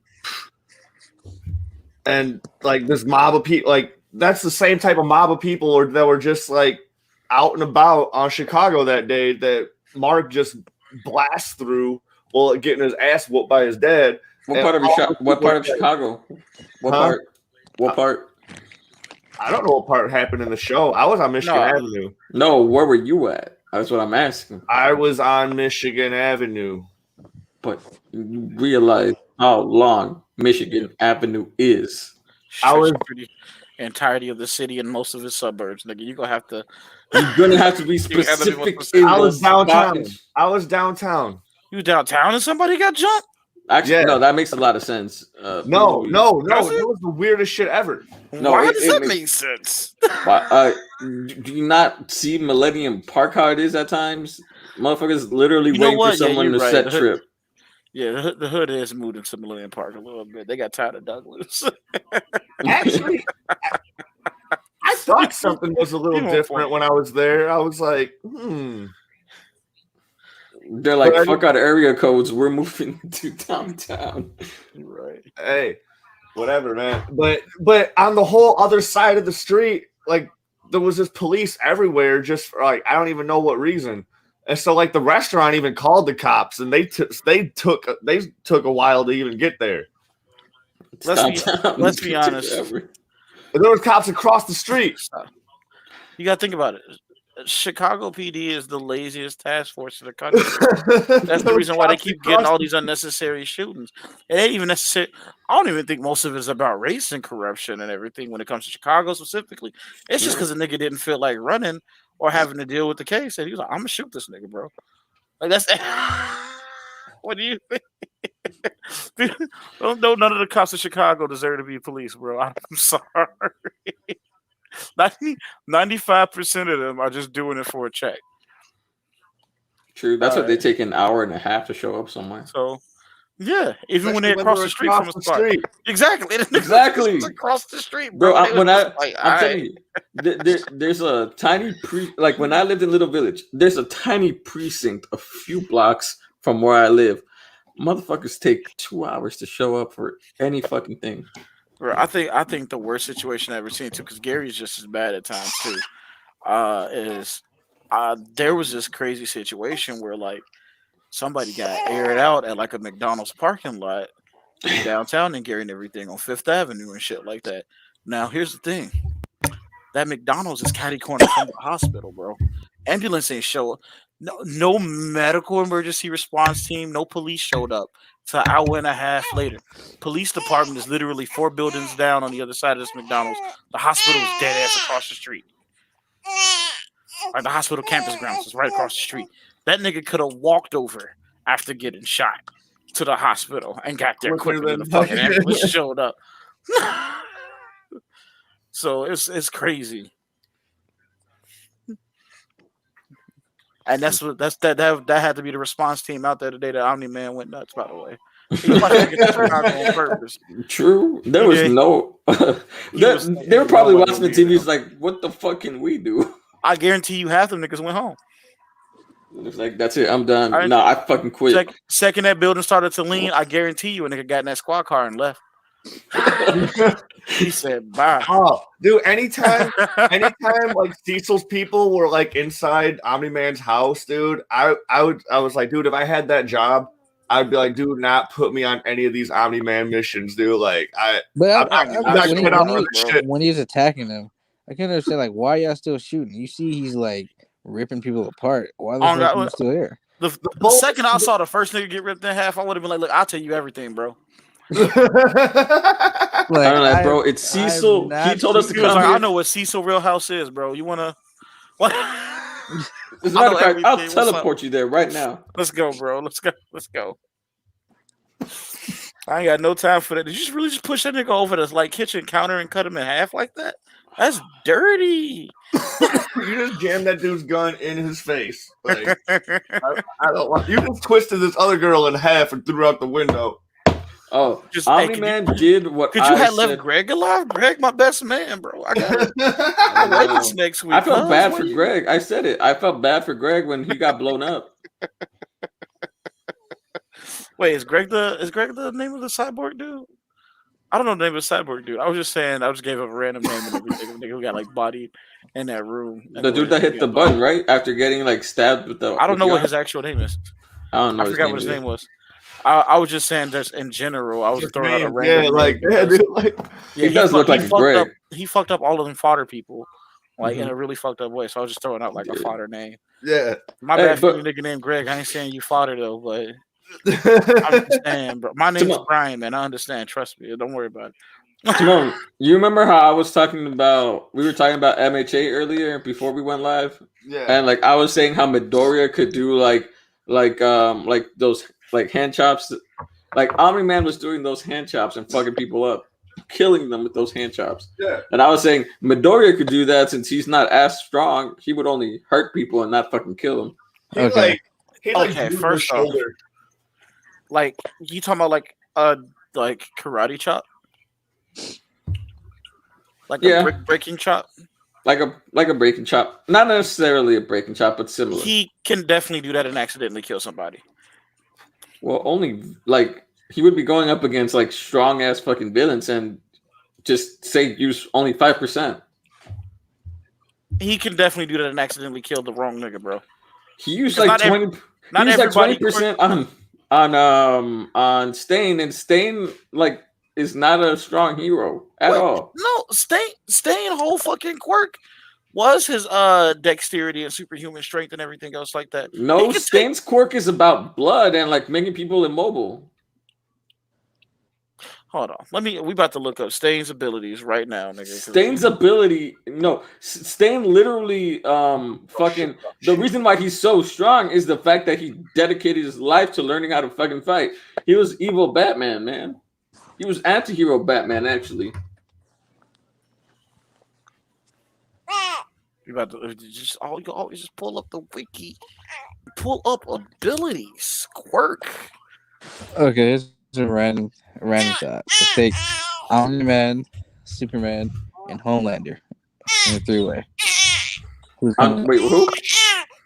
Omni-Man, Homelander, and Superman. Who's coming out? Honestly, I'm gonna say Superman. Superman looks like he's the strongest out of all of them. Oh, never mind. You're right. He just that nigga. Exactly. I told you. What do you think, Brian? Why's his speed? Why's his technique an S? Literally, he dedicated his life to do that shit. He fucking trained himself like fucking Batman. I'm telling you. There's a pedigree of literal heroes in here dedicated to super speed quirk. I ain't trying to hear that shit. Why is this speed an S? I hate these niggas. I ain't going over this. MHA is, you expect MHA to be like fucking accurate to anything?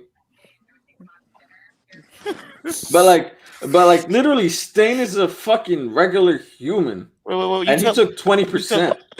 You telling me this nigga's supposed to be as fast as Yes, actually, because Stain bodied both Ida and his brother. Never Hold mind. on. Yeah. All right. And What his was brother's Stain's- faster than Ida. Yeah, what never was mind. Stain's? I'll What was take it Stain's back. abilities? I had to use the bathroom. It's the blood curdle quirk he's Yeah. talking about. Basically, if he takes some of their blood and everything, he paralyzes them, and like the duration depends on their blood type. Which is the dumbest shit ever. Blood fucking type. Yeah, Hey, I you like got Togata better. Quirk's way better. Yeah, his quirk is way better. But I Stain mean, was not just. Togata. Fuck. What's the bitch name?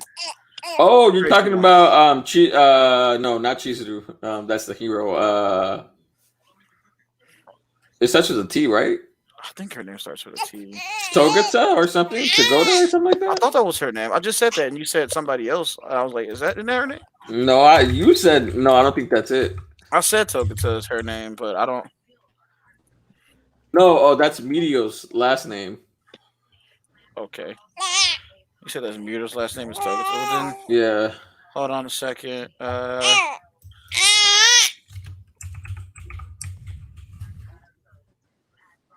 My hero villain girl. Toga. Toga, yeah. Oh, Toga, that's why Himiko we Toga. thought it was. Yeah. Yeah, Toga. She has a way better quirk because, like, she just takes their blood, drinks it, and it depends on how much blood she takes. She can have their quirk and look like them and their memories. That's a great ass fucking ability. It's way better than Stain's little lame Yeah. ass ability, the most overhyped villain Hmm in history. That nigga lame, bro. I'm sorry. Like the fact that like they made I it get that he's that supposed to kick off like a whole lot of shit, basically being like the first real main villain. yeah. But he might be one of the lamest fucking villains in anime. I just like his design. The fact that does have a he- really nice design. Yeah, but the fact that he did boring and basic. in the show that he caused everyone to falter when he was damn near dead because of his aura was fucking dumb to me. Because he's a nobody ass fucking villain. Dabi is interesting. Also, how the fuck did he take out a Nomu? Stain? Stain took out a Nomu. Stain All he has to do is taste its blood. No, he took out a Nomu. He couldn't even move his arms. He took out a Nomu and saved Deku. Because he didn't want the Nomu to have Deku because he wanted to take Deku. Y'all forgot about this? Yeah, I did forget about that. I That definitely Nomu forgot was a about that bitch. shit. I'll have to go back and rewatch now. Dude, he caused Endeavor to falter. Like Maybe- Endeavor was like they were literally about to apprehend him, and then like he just like gave him the stare. It was like conqueror's hockey to them. Well, It then didn't make fucking sense. You definitely can't tell me that Stain don't got more abilities and everything though that they just not talking about. I think that's what it is.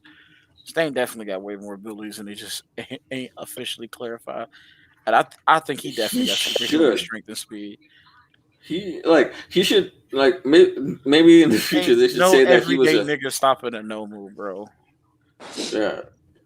He somehow stopped a Nomu, and his speed is too strong. Like they're probably gonna make it that like what's his name? One for all, or is his name All for One? I forget his name.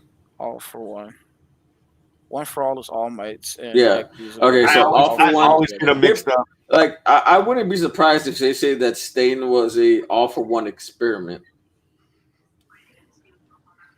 and that's why he's crazy. You know what's funny too about the names is that like the point of the names are kind of opposite of what they are, and that still annoys me to this day. And that's the only reason why I remember it. So like, Stain isn't necessarily crazy, dude. He just hates the glorification of superheroes. Like he thinks they should be doing superhero shit to be superheroes and not for the fame and fortune and shit. Like just he murders them if he thinks they're glorification. How is that not going crazy? It's a little crazy, but it's an extremist mindset. That's him gone crazy, dude. That's comic book world sanity. Yeah, I know, but I'm about to say like that's basic comic book superhero villain though. Yeah, like most of I mean that's still crazy. That's still being crazy. You're not a real superhero. You're wrapped up in that glory.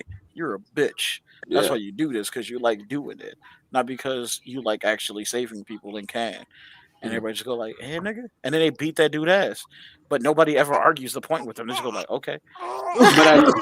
But like the argument should have been like, but do they save lives? Yeah. Mhm. So why the fuck are you worried about that shit?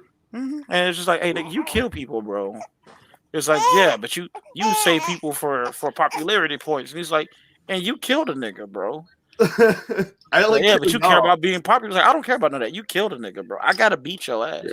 And like that's literally how it goes for everybody. Yeah. So like, He why kills is people Sting who being save people. So technically, he killed the people that they could have saved. yeah. Like technically, that's the whole reason behind Riddler's whole fucking thing too. Is Riddler feels like heroes are just playing a game and everything, so he likes to play games with them. Joker thinks Chaos should win. Those have more to it than them. Lex is racist.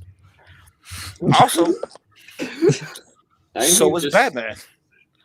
If we have to be clear, we have to also bring up that point. I would say more like. If you ever say Batman right, you also have to say Lex Luthor is right at the same time. Yeah. Just want to point that out. Lex Luthor just hates poor people.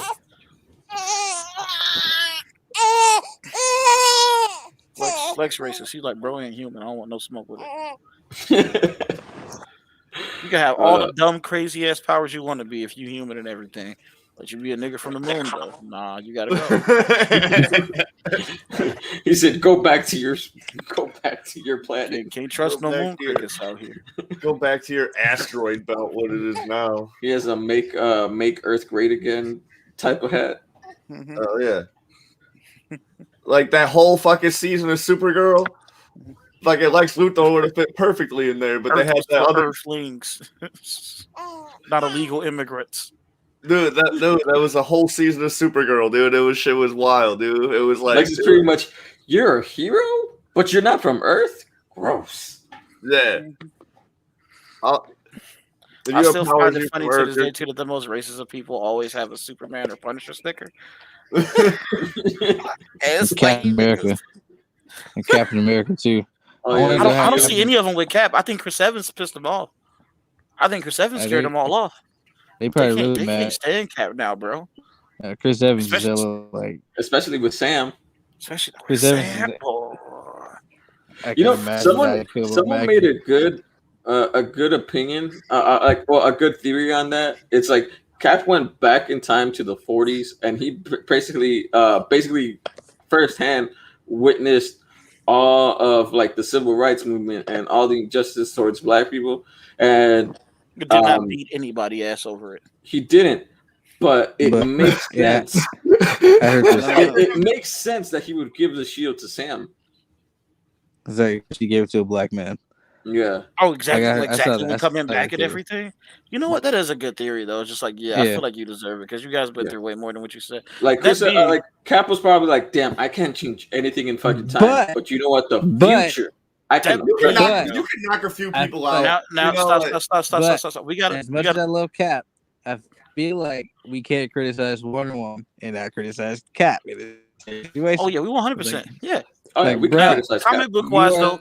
You are a super soldier dealing with this civil rights shit, right smack dab in the middle of it. You're a soldier.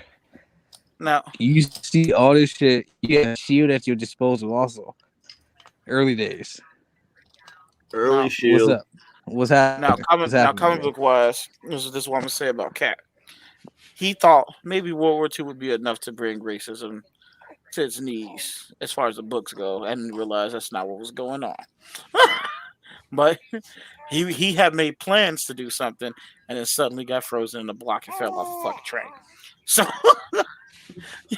I will defend Cap comic book wise, even though he wasn't the most interesting character comic book wise. He at least was gonna do something, and then couldn't. In the comics, it was only like a couple decades though, because but when the second he came out though and everything, and somebody said some racist shit around him, he punched a nigga in the mouth. Cap ain't care. I was gonna say I'll defend comic book Cap because Stan Lee definitely played that role out a lot, which is why I find it. Sorry, my bad. What was that? Oh no, I was gonna say. My bad. Yeah.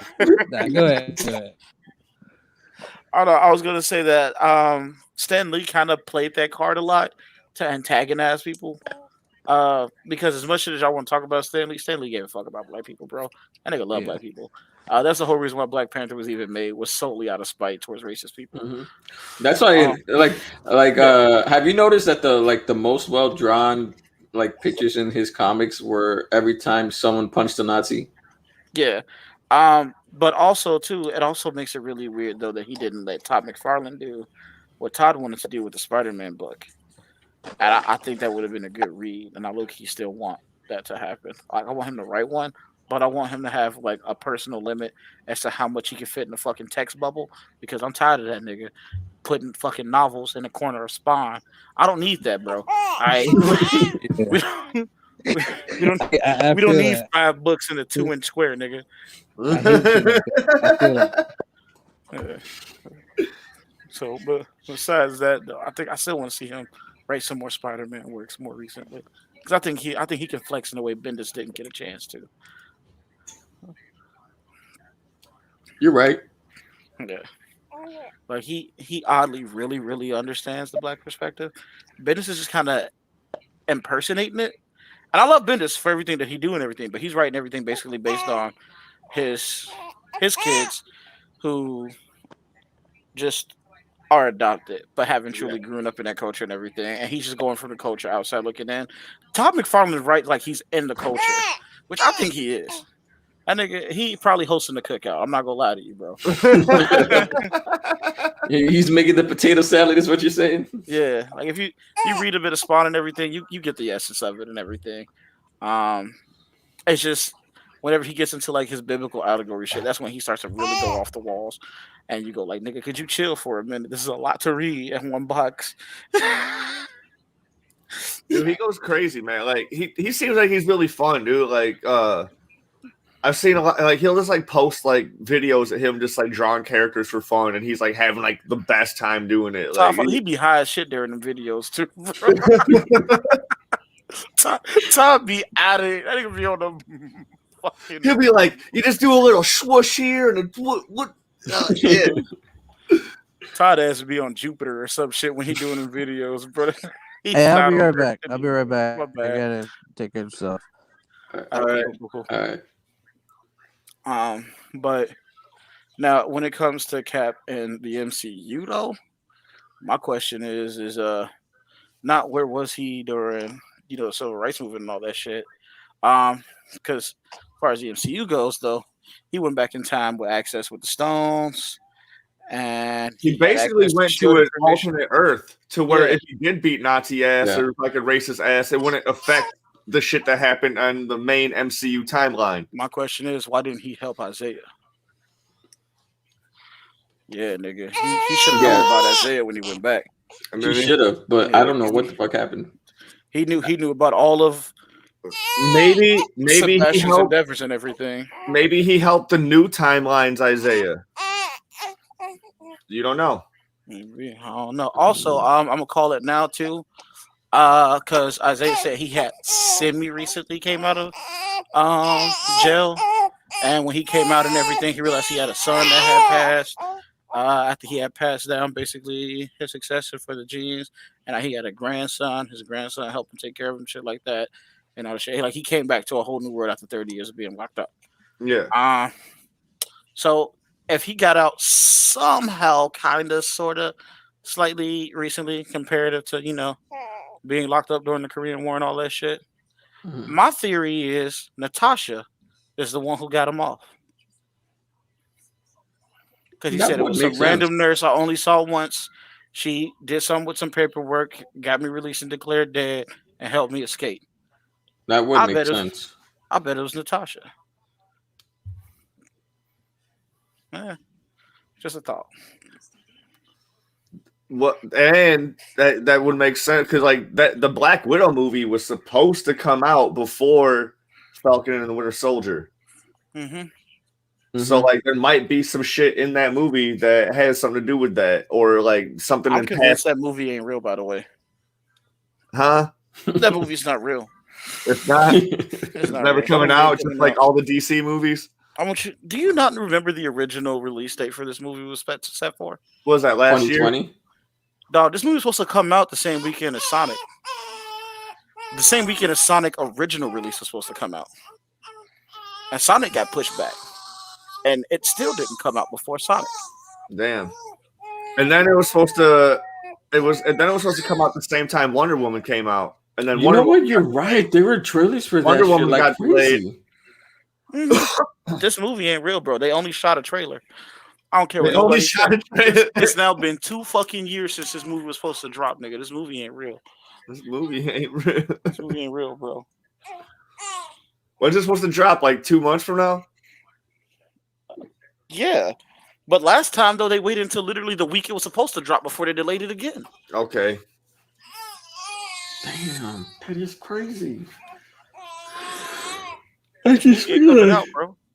I just realized this. What the This fuck, movie- man? This movie ain't dropping. I don't care. It We're ain't getting real. Black Adam It ain't before we real. get Black Widow. We're never getting a Black Adam movie. You need to They literally started shooting that like 3 weeks ago. They're on set And- right now. Yeah. And they're just gonna shoot a trailer. same difference. Yeah, that's what I'm saying. It's same difference. Same difference. That's Well, at why least- I said we're gonna get a Black Adam film before we get Black Widow film. I think we'll get it. And The Rock is gonna get paid like over $1 million just for fucking shooting a fucking 5-second trailer. Did y'all know the Yeah. whole reason?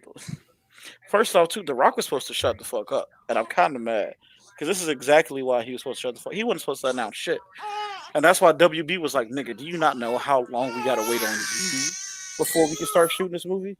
He's like, "What you mean?" He's like, "Nigga, do you see how many contracts you got on your table right now? You make like 3 movies a year, bro. Yeah, Like, are you, You make 3 or 4 movies a year. You signed up for 2 sequels to movies that ain't even dropped yet."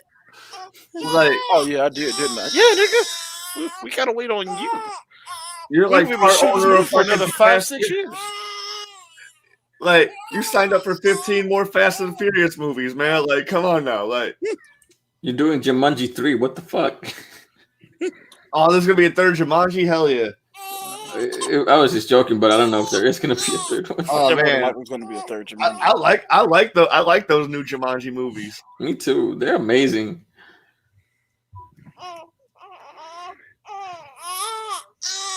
Why are you so whiny right now? What time is it?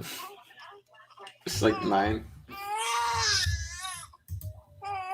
Oh, it's 10:21. Fuck. I would say 9 my ass, dude. It's fucking 10:30.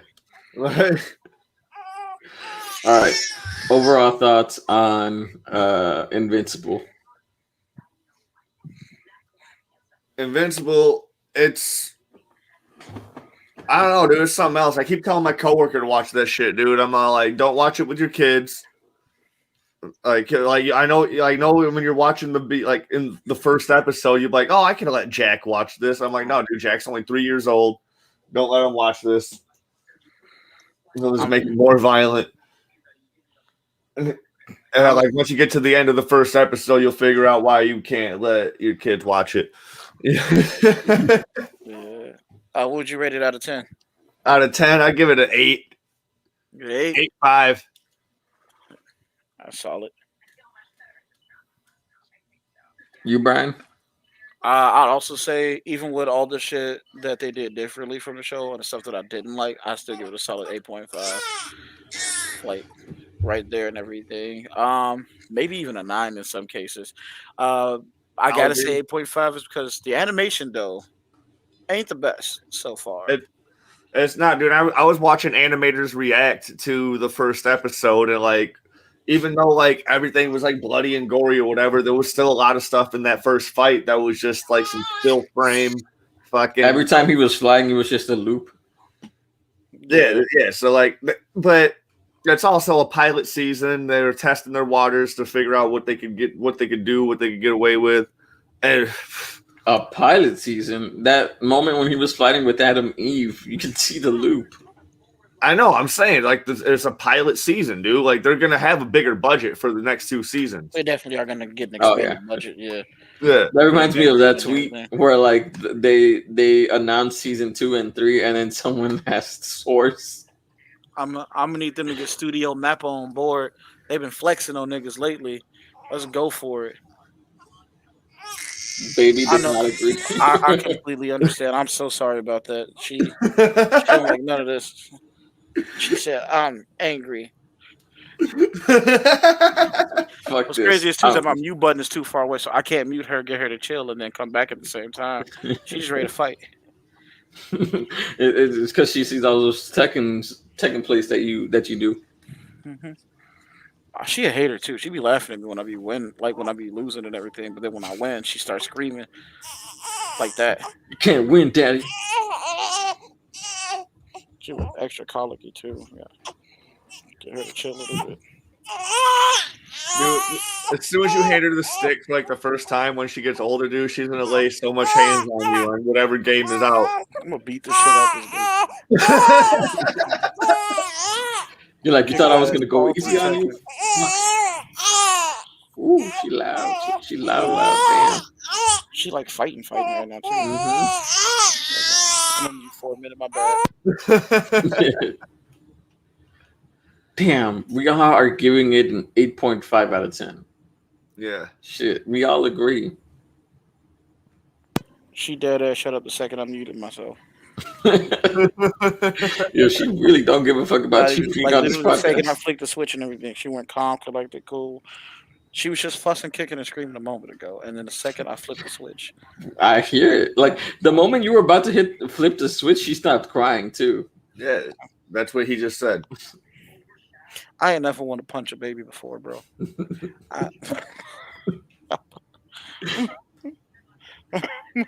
Physically fight this fucking baby. Super Talks LLC does not promote violence against children. I said I never wanted to. I know. It's a joke with the She back to Wiener normal. cast where Now she's afraid. you know what I'm talking about, Wiener. Yeah. Super Talks Incorporated. Super Talks Incorporated supports all sorts of domestic violence. Shut the fuck up. No, we don't. I do it. One of my stand-up jokes. It's funny where I'm talking about like how I love violence, but like not like street violence. Like I like controlled violence, like boxing matches, wrestling, fucking stuff in movies. And my favorite type of violence in movies is like when a child gets beat up, especially in home movies. I want Brian to come back so we can talk about Jake Paul and Floyd Mayweather. Oh, that shit was just lovely. You're having fun screaming? Yes. This is weird. Why are you laughing and screaming at the same time? She knows that she's annoying you. Stop that. Brian, you saw Jake Paul and Floyd Mayweather, right? Water? Jake Paul and Floyd Mayweather? Yeah, hold on. Give me 1 quick second, though. Okay, yeah. Have you seen it, Timon? I don't know anything about it. Pull it up. Oh. Pull it up. Oh, Jake Paul and Floyd Mayweather. Floyd, he got his ass. Oh, it was a fight? Yeah, there's 2 videos. One of like he takes Floyd's hat, and Floyd was not having it and runs up on him. Hold on. You gotta share the screen. I'm going to. Hey, I'm gonna come back to that Jake Paul and Floyd situation. Are you about to watch it? Okay, bet.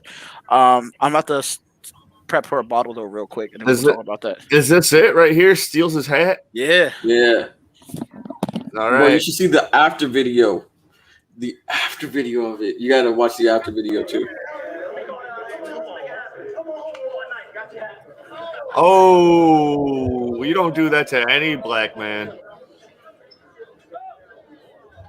Let alone Floyd Mayweather, dude. Like, you don't do that to anybody. Oh, this one's horrible camera angle.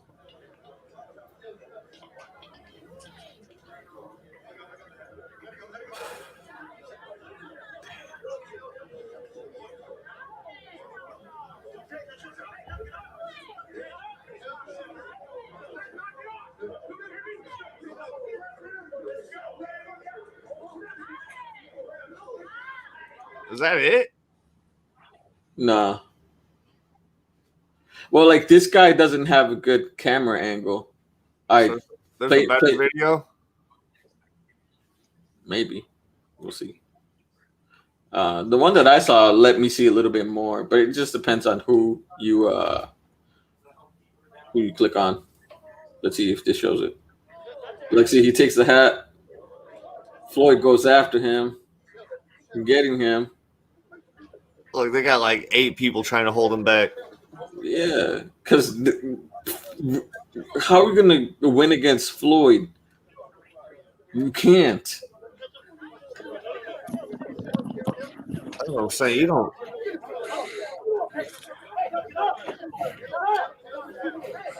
Bro, it takes so many people to get Floyd in line. There goes Logan. We ain't gonna talk about how homeless Floyd looked after he took his hat though. I mean, that man has a strong fading hairline. Now look up. No, that man got bald spots, bro. That's what I'm saying. As a bald nigga, I have to tell you, I recognize one of my own when I see him on TV. Look at Jake Paul after Floyd Mayweather. Go. Yeah, he had like a slight black eye, don't he? He had a slight black eye. All of his clothes were ripped the fuck off. Yeah. And then you see Floyd leaving. He looks just fine except for his hair. I mean, he did kind of. Yeah. I think he did kind of eat that shot though. I'm not gonna lie to you. He did. He did. So Jake, but like Jake the way Floyd somewhat of a shot, but I think Floyd about to actually beat his ass. Let's see.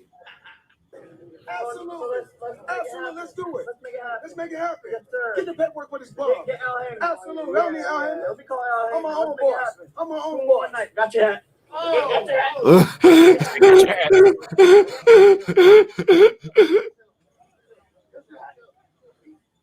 Bro, look at this guy's dirty Air Forces. This guy's supposed to be a billionaire. He's got dirty Air Forces on. Those actually look clean. What are you talking about? Look pretty clean. He said they're black. He did give him that black Air Force energy, though. Gave him something. Mm-hmm. Give that some pop. So okay. So all right. So I'm right here. I got audience. I would like to admit, when it comes to Floyd, who I honestly probably don't fucking like. I was 100% inexcusably bum ass wrong about the him versus Tenshin Nakamura fight. He knocked the fuck out that nigga, bro. And Ryzen had recently posted the video at 120 FPS from like their angle and everything of what they had in the fight. He legitimately smacked the dog shit out of dude and hit this nigga so hard it looked like it was fake, bro. Mm-hmm. And I take back everything I said. That nigga actually smacked Tenshin in the forehead. Now, do I think it still would have went that way if they didn't use boxing rules and they did use, either at least kickboxing or MMA rules or something of that nature? No. Tenshin, the second he got fired on the first time, would have definitely said, "Yeah, I'm not trading hands with this nigga. I'm kicking him in the forehead." And that would have been how that went. Same thing with Conor. That being said, though, if you go in just hands, his hands are still real. The only reason why he ain't knocking niggas out is because his hands break. Yeah, his hands break. Yeah, he broke his hands super easy after a certain point. So he stopped going for knockouts and just started going for points. But people forget he does indeed still got KO power. If you don't give a shit about his hand, he about to kill you, nigga. So I hope Jake ready for that because he ain't fighting Money Floyd with. He not fighting Money Mayweather. He fighting Pretty Boy Floyd because he just pissed this nigga off. Personally. Like it's, I ain't seen Floyd this worked up. Conor talked the most shit I've ever heard anybody talk in their life, and Floyd didn't get that worked up over this nigga. I don't know what it was that Jake did, but Jake is just really, really fucking annoying.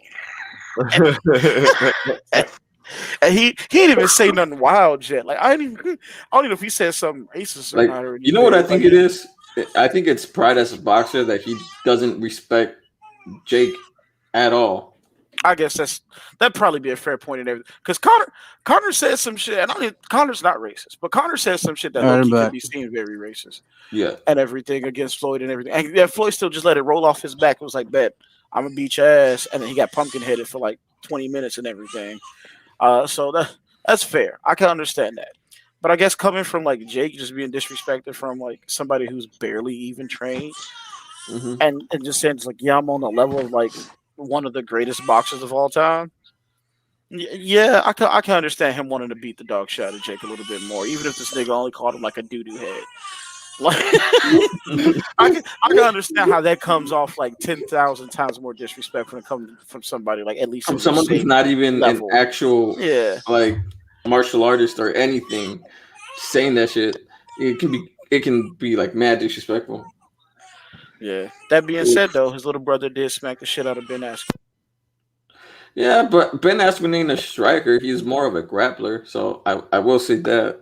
Ben Askren is still a prize fighter and a champion prize fighter on top of that. Ben Askren still had official belts. He did, So, but he's more like, of y'all can make any excuse y'all want to and everything for Ben Askren getting knocked the fuck out and him not being a striking specialist. But keep in mind, he's still a nigga who took out other world class striking specialists. yeah, with the ability of submissions and all that shit. 1 second, I gotta get a bottle. All right.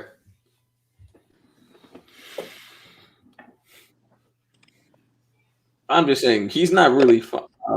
My thing about Jake Paul is that he doesn't really fight like actual strong strikers.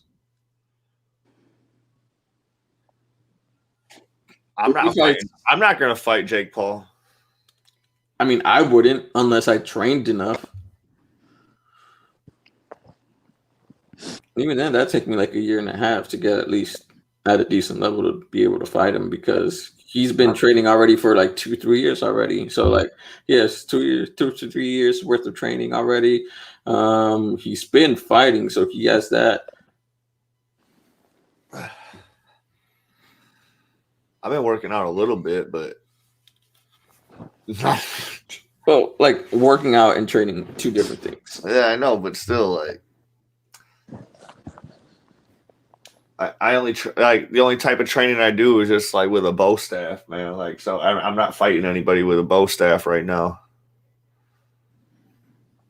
And so I tell people I'd rather fight a bodybuilder than an actual fighter. Oh, for sure, dude. Like, those motherfuckers tire out fast. There's these two dudes I work with. They're both named Matt. And I'm like, people are like, who would you rather fight? Would you fight Big Matt or Little Matt? And I'm like, dude, I'd rather fight Big Matt. Like, for one, that dude probably can't catch me. You know, like, and I'll be able to lay off some fucking shit on him. Like, Little Matt is a fucking wrestler. And oh, so he can last you. Is what, yeah. And Little Matt could probably just beat my ass anyways because that dude works out and he's a fucking wrestler. Like, take you to the mat and just drop you. Talking about Ben Askren? No, he's talking about. I was saying earlier how if I was given the choice, I'd rather fight a bodybuilder than an actual fighter. 100 fucking percent because they have like, okay, so a lot of them, especially once you hit like a certain weight size and everything too, it's all like show muscle, no performance muscle. Meaning you could probably KO them niggas pretty easy once you get to like the bigger sizes of the bodybuilders.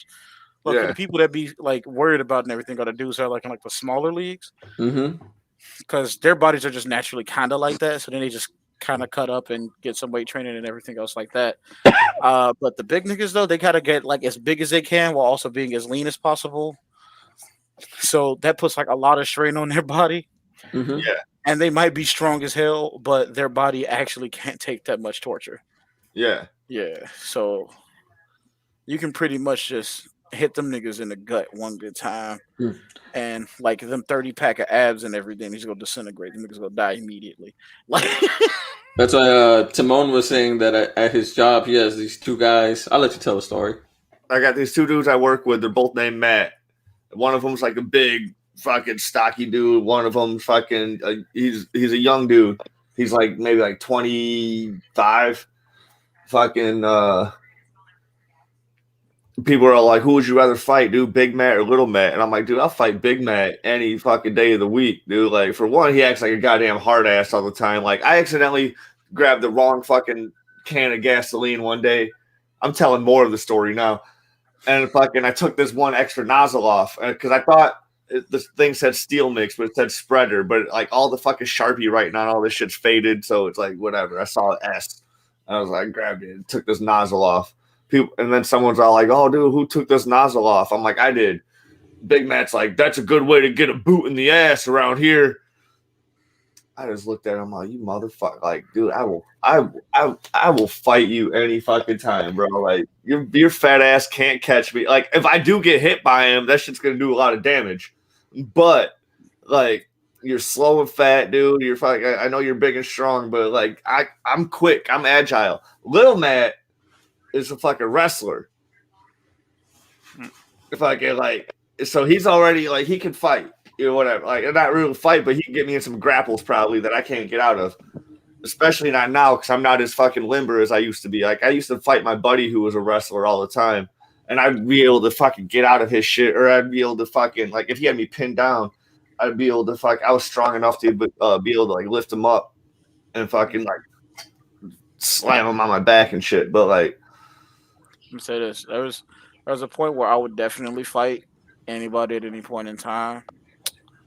But now that I got a kid and other kids, and we got a house, and we got real bills. The house payment. I don't got time for the medical bills that come and get in a fist fight.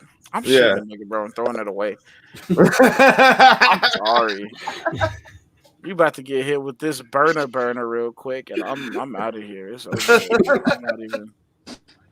And I was like, wow, that's crazy. You do bench a lot. I see how you push up them daisies, nigga. I'm not. Oh my god. You said that. Oh my god. Bang, bang, bro. I'm not doing this. Like Will Smith in Bad Boys cheating. Cheating. What the fuck did he say? What do you say? He said chitty chitty bang bang. Oh, yeah. Brian, when I become a family man, dude, I'm gonna steal that whole fucking joke verbatim. I'm gonna steal that whole I'm just saying. Hey, I had another topic. I was talking to you about since we moved on to Invincible. Like swapping out Marvel DC characters, like taking Punisher, putting him in Gotham, and watching him clean that whole fucking city up. Boy, Punisher letting loose on everybody. Yes. Y'all think Jason was bad. Boy, Frank ain't. Frank is gonna kill all the fucking government. There will be no conversation with Joker. In fact, the reason that it's a good thing that they just announced that the Joker was actually immortal the whole time. Frank would definitely dust this nigga every time he saw him. Joker would be moving to Bloodhaven as quick as possible. He's out of there, boy. He don't want none of that. Isn't Bloodhaven technically worse than Gotham? It's just a smaller town, so nobody talks about it. Yeah, that's what I'm saying. He's moving to Bloodhaven. He's not gonna stay in Gotham and punch. To be more accurate, Bloodhaven is supposed to be, or it started off as, the south side of Chicago. Fun fact. It's actually true. Bloodhaven was what they referred to the district of the south side of Chicago, which is supposed to be worse than Gotham. So Gotham is the west side of Chicago? Gotham downtown. Chicago's still a piece of shit. Gotham just downtown, bro.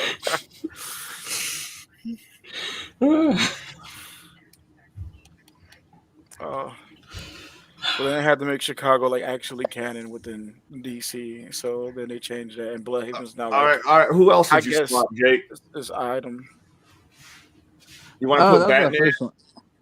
You want to put Batman in New York and watch him not do shit like he does in Gotham? I would say, what I sent Tony, I was like, okay, put Punisher and Spider-Man in Gotham, and put Batman and Nightwing in Marvel's New York.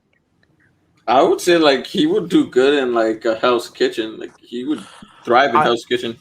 I will say this: the villains in Gotham would definitely push Peter into killing somebody, though. Yeah, Peter. Now that would be what the thing is, though, is that Peter is still really reluctant to kill, and most of his villains don't push him to the point where he's gonna kill somebody. But he would if he needs to. Gotham villains would have already killed Aunt May. Yeah, Gotham villains would have definitely already blasted Aunt May ass, and Peter would be like, "I got to kill every nigga in the city, bro." So you think he was he's wearing a Punisher style fucking Spider-Man suit? Okay. Like I'm with you, Frank. I'm with you. Like, come on. So here's the thing too, though. Now I will say this: Frank definitely would have again blasted every nigga in Gotham without a second thought, so they ain't gonna come back. That being said, the threat of dying would not scare any nigga from Gotham. 100%. Because besides beefing with Batman all day, they beef with each other, and they know the other one would ice them in a heartbeat without even thinking about it. Here's the thing, but Frank wouldn't just go for the villains. He'd be attacking the government too, which Batman doesn't really do. Yeah, Frank would have killed the governor. Yeah, most definitely, and I can guarantee you this too. So that whole apartment that had Ben and Unmade in it, and fucking Mary Jane and all that shit, that would have been aired out like twice a week, bro. They wouldn't have cared.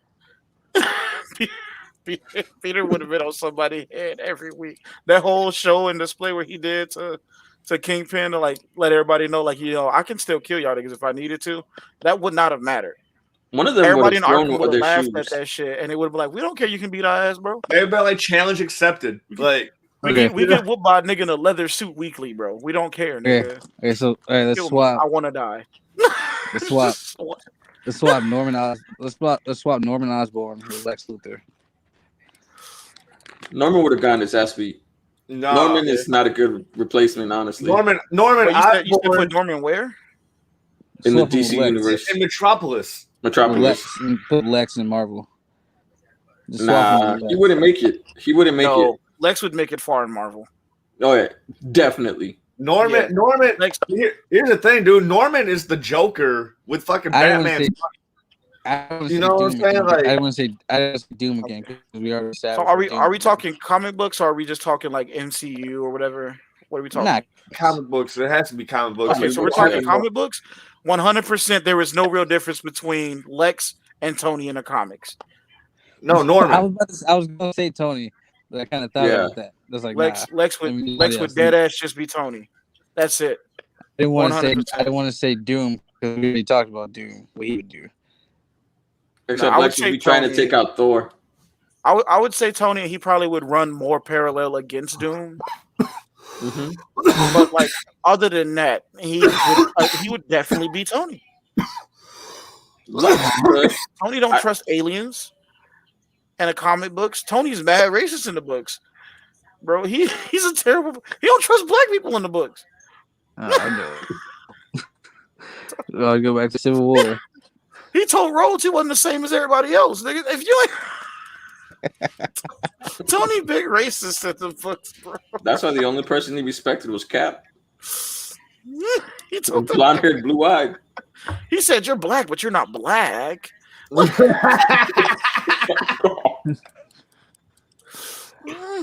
Rhodes, look at that nigga, bro. I'm sorry. Rhodes is probably like, "You lucky you gave me the suit." He's like, "Nigga, if I ain't know you since kindergarten, I would have fight on your ass right now, bro." That's hilarious. Rhodes is the kid that let himself get kneeled out in the photo. Oh man.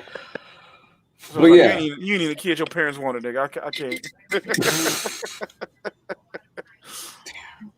But for real, yeah, Norman wouldn't make it in Metropolis. Yeah, he would. No, he wouldn't. Norman Osborn. Okay. Norman would make it decently in Metropolis, because Superman not killing him. Superman's not killing him, but the fact that Norman is more open about his bullshit than Lex, because Lex makes up contingencies to not get caught or to get out of shit. I don't think Norman. If Lex is in Metropolis, Norman wouldn't give a fuck about Superman, because like the whole reason he gave a fuck about Spider-Man is he had like personal fucking relations with the like. Like I don't think he'd stop him every fucking time. I don't think he'd really give a fuck about Superman. You know, like if anybody would be the biggest threat to Norman and Metropolis, if Lex isn't over, then it would be Lex. Because Lex wouldn't fuck with Norman, I guess, on a personal level. Their characters would clash. That'd be the only real beef that Norman has, though. It'd be like what's dude's name? The Maxwell guy? Maxwell Lord. Yeah. It'd be kind of like similar to like their like kind of beef standing with each other. Yeah, as like business rivals and shit. Like and let's face it, Norman ain't as smart as Lex. So and then Maxwell Lord is damn near Lex level. So like Maxwell Lord would take Norman out. No. Okay. Let's go straight. As soon as Norman turns himself into Green Goblin, bro, dude, he's on some fucking. He's pumpkin bombing the shit out of fucking Lord, dude. Like no, like are you fucking kidding me? You're saying Lord wouldn't be able to handle him? Lord would body the dog shit out of Osborn, bro. What are you talking about? Maxwell Lord is one of the scariest niggas in DC to never have powers. Like, bro, Maxwell Lord is crazy. Yeah. What do you mean? Just because like this man, like Lord would laugh at those pumpkin bombs and say that is the weakest shit I've ever seen. Pumpkin bombs. Norman Osborn is terrifying when he has good writers, man. Like, I mean, don't get me wrong, he's twisted and everything though, Yeah. and he can be really smart and dark and like worst- really manipulative. Yeah. And During he that definitely does not care to cross the boundary. That being said, he's not touching Maxwell, bro. okay. Remember that time he had sex with Stacy and got her pregnant? Yeah. And for some reason they approved that. Yeah. Yeah. I'm gonna let you know. Okay, look, all right, this how you know Maxwell Lord is that nigga. So when the Batman Who Laughs was coming around the corner and everything else like that, and everybody was kind of like gearing up to go to war with him, Joker basically held a meeting with like the Legion of Doom and was like, look, y'all need to worry about bro. And he was like, ain't it just Batman with laughing gas, nigga? Don't we like jump this nigga weekly? He's like, okay, it's Batman who gave up on his morals. And so Lex went on like this, ran and everything about like how he's smarter than both him and Joker and everything, though. So that I don't even know why he's playing this game. And Joker was like, nigga, I poisoned you 6 months ago and you don't even know it. He's like, what? He was like, yeah, this is why I'm not working with you guys. I got to prove a point. This is the reason why this shit is serious. I'm legit scared. I'm the Joker, nigga. Do you not see that there's a problem? Here's an example of why you should be worried. And like basically broke down to Lex that sure that like man he might be classically smarter than him, but when it comes to like strategy, battle plans, and shit like that, Lex ain't got shit on Joker. So he was like, nigga, I could have killed you a long time ago, but I didn't. Okay. And he was like, and now I want you to understand, like now you got this type of crazy that's me, but I have a goal versus the type of fucking smart that Batman has with like none of the moral structure, but all of the knowledge of everything else and just having that fucked up of a mind as him. And he was like, if that's not the scariest fucking thing to you, then we can't work together. And he was like, I'm gonna go call Maxwell, nigga. Like that's what he did. He needed someone who was on his level to be able to deal with him. He was like, I'm calling Max, bro. I can't. He was like, y'all, I knew y'all was stupid, but like, and he was like, y'all spent so much time sucking your own dick, you don't even realize that you already called. Sure. Give me a second, I'm about to birth the baby. Okay. Put Strange on Justice League Dark with Constantine. Oh, Strange would beat the fuck out of Constantine. He would not be dealing with that shit. He would murder the fuck out of Constantine because he would not be wanting to deal with that bullshit. Dude, not current Constantine. Shut up. Current Constantine has a Dr. Fate helmet. He has the fucking Spear of Destiny. I know current Constantine is pretty much OP at this point. Current But I'm talking about in general Constantine. Doctor Strange would not want to fuck with him. Sure. And for sure. probably want to kill his ass. Constantine is basically just a regular dude that just he does have a mythological bloodline of like the Constantine that like ruled over like countries and shit with fucking Christianity and shit. Like he is related to that Constantine, and that's why he does have a somewhat natural gift for the supernatural than like the dark arts. Basically like a slight he doesn't have to do just dark magic. That's just what he prefers. But He's a prodigy. Basically, he's a prodigy. That's why he is. Yeah, because he is a prodigy, but it's like it's technically in his bloodline a little bit. You're just naturally prone to it. That's just what it is. But at the same time, I'm saying Doctor Strange would not put up with this bullshit. Oh, for sure, dude. Doctor Strange would fucking body Constantine. That's what I'm saying. He would just not put up with his bullshit. He'd be best friends with Swamp Thing. they'd get along. They would get along because they both wouldn't want to put up with bullshit. Yeah. But the first motherfucker that he's going after is definitely Constantine. And then he start dating Zatanna. Nah. What? He what? He would start dating Zatanna. That's me. Just Actually, he's dating Captain Marvel right now. So no. But this is if he went into the DC. Anything So, in Marvel would not. He's with Carol right now. He's with Carol. Carol would Or magically kinda- teleport to the DC kinda, universe sorta. with him. Because Carol, she dumped Rhodey because she went to the future and saw that he had a daughter with some other woman. And so when she came back, she's like, I can't like blip her out of existence because I'm not Barry Allen. So, she broke up with him, for his daughter. And then she was hella depressed and shit. And she ran Strange at a bar and they hooked up. They started dating. Like, nah, I mean, they had sex like 3 times, they said. And So then they were met just up. hooking up. Then that same night. Oh, okay. They had a long night. Yeah. And then, like, it was a few days later, she was with Jessica Drew, and they had to go see Strange again and tell her awkward. And they just ended up, like, kind of kissing again later on in the issue. So they're kind of, sort of together. Kind of. They're seeing each other. Yeah, just seeing each other. Kind of. She's rejecting it, though. But, I mean, don't people generally at the beginning, they're like, it's not serious. It's not something. It's just another classic example of just a black dude for a white guy. Like they did with Jimmy Olsen. Jimmy Olsen. That's funny. All right.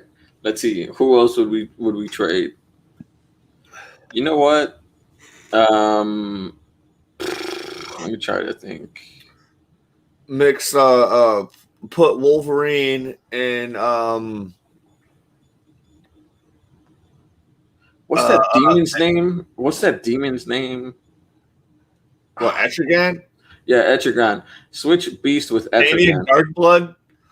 Switch Beast with Etrigan. That would be cool. For what? I mean, I feel like Beast would just fit in the universe. He wouldn't have to do the same thing that Etrigan does, but just as the character that's kind of beefy. Okay, swap the Bat family and the Spider family. Yeah. Spiders in Gotham, Bat family in Marvel, New York. I mean, we kind of said that Spider-Man would just. Talking about the whole like Spider-Man, Spider-Gwen, Miles, I guess. Not 99, 299. The Spider family would slowly lose their morals. Actually, they would slowly lose their morals and just end up ending people.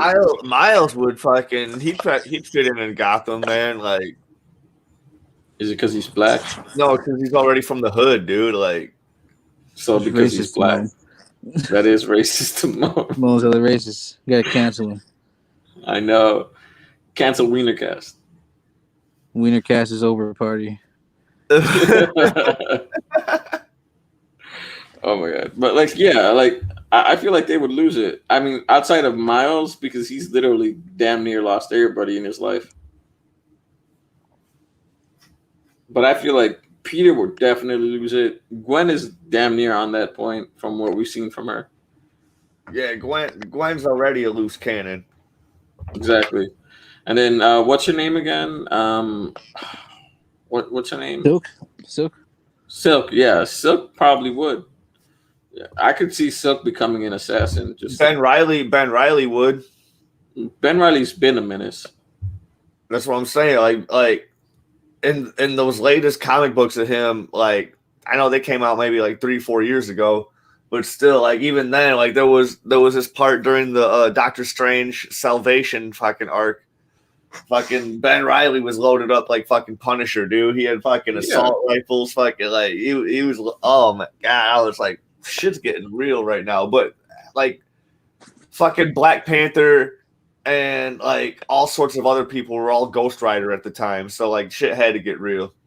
Yeah, but yeah, like pretty much a majority of the Spider fam would just end up wanting to kill everybody. They'd be Jason totting it up in fucking Gotham.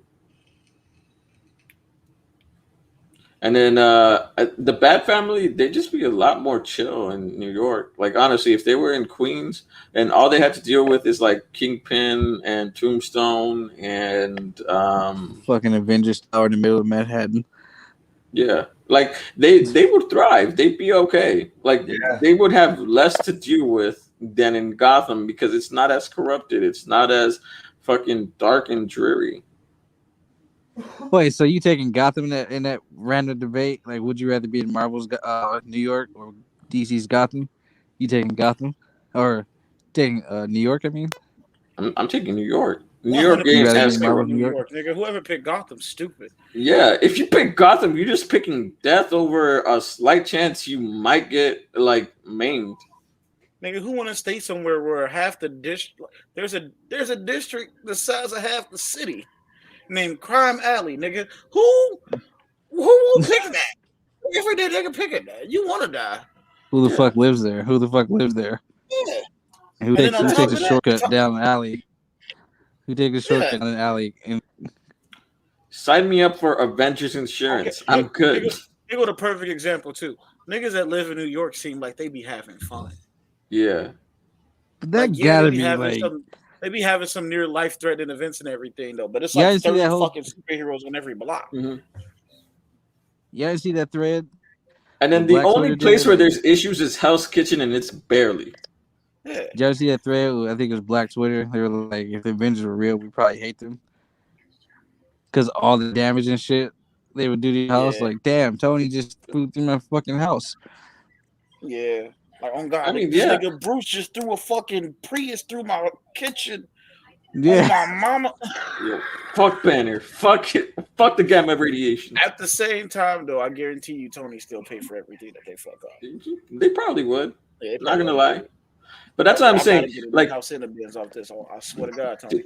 Versus niggas in Gotham just having a terrible time all around. Mhm. Everybody in Gotham poor. Everybody in Gotham broke. Everybody in Gotham getting shot at. Except top for of the that, you got- wealthy Billy. we've had this discussion already with like Gotham or Metropolis. Yeah, like it's the Like- same bit. Like everybody in Gotham broke, poor, getting shot at, getting robbed. And by then you niggas literally ripping have around. like a fucking mist all around your fucking city. And then you got this nigga A trying fog. to It's more poison of a the fog. water supply every 3 weeks. Yeah. Yeah, it is never fucking sunny in Gotham. You don't get Yeah, some you got shit. a fog It on is you. never a nice 24/7. day. But Gotham don't become a nice city until fucking the Batman Beyond fucking verse start to roll in, bro. Yeah. Oh, dude, Oh, Gotham's so, lit. Gotham Brian, is awesome in the Batman. discussion Beyond. was- Gotham lit in Batman Beyond, bro. Like, Brian. Brian, the discussion was switching the Spider Family and the Bat Family. Like putting the Spider Family in Gotham and then putting the Bat Family in New York. And I said the Bat Family would thrive because they'd be mentally better than they were They'd than be they so are in soft. Gotham. yeah. It'd be so soft. They would do good there. Boy, did we they pick- might have we a pick- tough time though with some of the villains there, but at the Yeah. same time, they would still be better off Yeah. in New York than they would And in in Gotham, I'm saying that majority of the Spider Family would just become murderous and just kill Oh, God. every fucking They villain. would. I guarantee Ben Riley would have a stack of bodies. Yep. Who else? Ben Riley would already Ben Riley, Peter, Spider Gwen, and Peter Silk. definitely would have flipped. Spider Gwen would have. Silk had already killed niggas before she even got in there. Right. She Yes. she killed niggas on the way. 2099. That's why I Brian, said did she you- would just be Miguel- an assassin. Silk would have just been an assassin. Well, Miguel. Miguel would turn into a straight up Oh. supervillain in Gotham. Swear to Miguel. God. Miguel would flip. Miguel would become authoritarian than a bitch in Gotham, bro. He would The get so only tired. one that that- would not drop that would be- bodies is wouldn't- Miles. Wouldn't Miguel And be in like that's- the Batman Beyond fucking type Gotham though? Miguel would have to be the Batman Beyond type Gotham, but if you put him in regular Gotham, though, on God, he turned into a villain, bro. I don't know. I feel like he'd be I broken, hear- but he would not turn. I feel like he would not He flip. would straight up make fucking Gotham its own sanctioned city and become a dictator. I don't know about that. I feel like he would be the only one that would not flip. Who, Miguel? I think Yeah. by that point, I think by the Miguel point would Miguel definitely- is Spider-Man, that Okay? Spider-Man already took care of the city and cleaned up that fucking place. I guarantee Peter will be the only thing keeping him from being a murderous tyrant dictator, but he's 100% flipping and basically becoming a dictator in Gotham. I guess Miguel is the only one Miguel that does we not disagree. seem. Yeah, maybe like the newer sorry, not Miguel. Miguel. I meant Miles. Oh, Miles. Miles would be great. Miles would still turn darker than what he is normally, though. But he would not flip like that. Yeah, I like meant Miles, his not personality might come out a little bit like, I don't know, somewhere between Dick and Tim Miguel. and everything due to Gotham. But I don't think he would flip that hard. Like, I don't think he'd go that hard against his moral code, though. But Sorry, I said Miguel. I meant Miles. Fuck, I fucked up. Do keep in mind, though, in Gwenpool, Miles had a mission to drop a body. So Miles still got that edge to him. He definitely killed at least a couple people. But I don't think it'll change him as much as it'll change the rest of the Bat family. Peter's just gonna be emo Peter for the rest of it. Ben gonna get tired of Ryan, you remember Ben Reilly in the Doctor Strange Salvation arc? When fucking Las Vegas, like Mephisto fucking brought a fucking casino from hell in the middle of Las Vegas, and like 5 different motherfuckers were like Ghost Rider, like Black Panther, and a bunch of other powerhouses were all fucking Ghost Rider and shit at the time. Basically, what we're saying is Gotham is a hard place to stay positive. Ben Reilly just came in there fucking just loaded up, looking like Rambo and shit, dude. Like not like that's what he would look like normally in Gotham. Is how he looked in the fucking Salvation arc of Doctor Strange. Like, you know what's funny too is that even when you like basically go to some of those like Elseworld stories and everything, like how say Bruce died in one of the Elseworld stories, and like they ended up somehow accidentally adopting Clark, and like they had Superman running around as Batman. Gotham was still a piece of shit with Superman as Batman. And he was killing niggas too, and Gotham was still terrible. Damn. This man could have been everywhere in the city at once, and Gotham was still a piece of shit to live in. The problem with the superheroes, any superhero in Gotham, the problem is that they only try to stop the villains. They don't try to stop the fucking senators, the police officers. They don't try to stop the whole corruption. And I'm glad too that people like seem to miss that. That like people go like, oh well, Batman would definitely back the blue line if he were here. First off, Batman and Frank literally only have a couple police officers that they're friends with in their comic book. Yeah. Because those couple police officers are supposed to be the exception to the rule of all these cops can't be fucking trusted. Nope. None of them can do their job, none of them are very good at their job. If they are gonna do it. So or they take a cut. That's the whole reason why he's so close with Harvey. He's like, Harvey, you're the only good cop left. You know. I mean, not Harvey. You were about to say you were saying Dent. Well, that was his relation with Dent for a while before Dent turned. He's talking about Bullock, but he meant fucking Jim Gordon. I mean Gordon, yeah. Yeah, basically that was his relationship with them though, was that like they were the only good cops left. So like that's the whole reason why the commissioner ended up rising with Batman the way he did and everything. Is because he was like, I guess fuck all. And even then too, though, technically he was breaking the law instead of arresting Batman like he was supposed to. He was like, I'll let this nigga do his work. And until even then, he's still technically a corrupt cop. So yeah, Gotham just shitty. Like Gotham is shitty, yeah. I mean, like I said, it's hard. Like that's why you need someone like Frank in Gotham. Because he's gonna take out everybody that he needs to take out. Yeah, he'll even take out the shitty cops. Yeah. You know what's funny too? I think the only people that Frank would actually leave standing, but probably would just kill them later on to make sure, but they definitely wouldn't be on top of his list, would be the only actual mob in Gotham, which is the Falcone family. I don't think he'd fuck with the Falcones off the bat. Someone Spider-Man? Frank. No, Frank. No. Oh, Frank. If you dropped Frank in Gotham, I don't think Spider-Man would fuck with the Falcones at all, really. Frank going after Joker first. Yeah. He going after Joker first. You know who I think he taking first? Or Penguin. I think he popping Cobblepot right in the ass. That's exactly what I was about to say. he going straight for Cobblepot. Hold on. Are we swapping these characters at birth? Or are we just swapping them like just swap them now? Just swap them now. Swap as they are now. Like boom, right now. Okay. Right now. Actually, you know what? Never mind then. Frank dies immediately in Gotham because I don't know what the fuck DC's doing right now with Gotham. The Dark Knight Metal. It's a lot of shit going on. Frank dies immediately if we go right now. Put Frank in the Killing Joke. Well, no, it's just like in general Gotham, but it's like them at their current state. going there. Oh, did you say put Frank in a Killing Joke? Yeah. That would definitely be the story that set Frank off the edge. Yeah. Frank killing every nigga in Gotham that looks funny.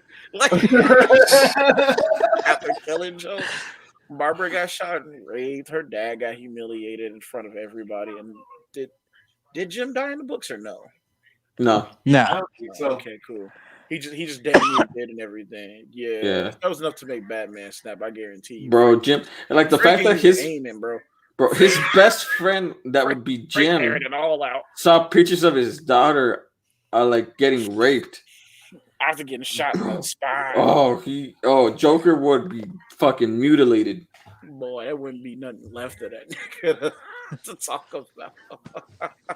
He just be a bloody, pulpy puddle on the ground full of lead. Yeah. Oh, like, dude, there's more lead than body here. There's more holes than body. What are you talking about? This nigga with real bullets, actual real bullets, no special super attack or magic involved, somehow shot a void into this nigga. Yo, I could see Frank first like shooting like body parts and then found some slowly bone going for fragments. organs. We found some bone fragments. Like Frank shooting the feet first, then the arms, He shot then this nigga kneecaps. so much there was nothing else to hit but reality itself, and he just kept shooting. He goes after every multiverse of Joker. He just kept shooting time. I don't understand how he did it. I thought he didn't have powers.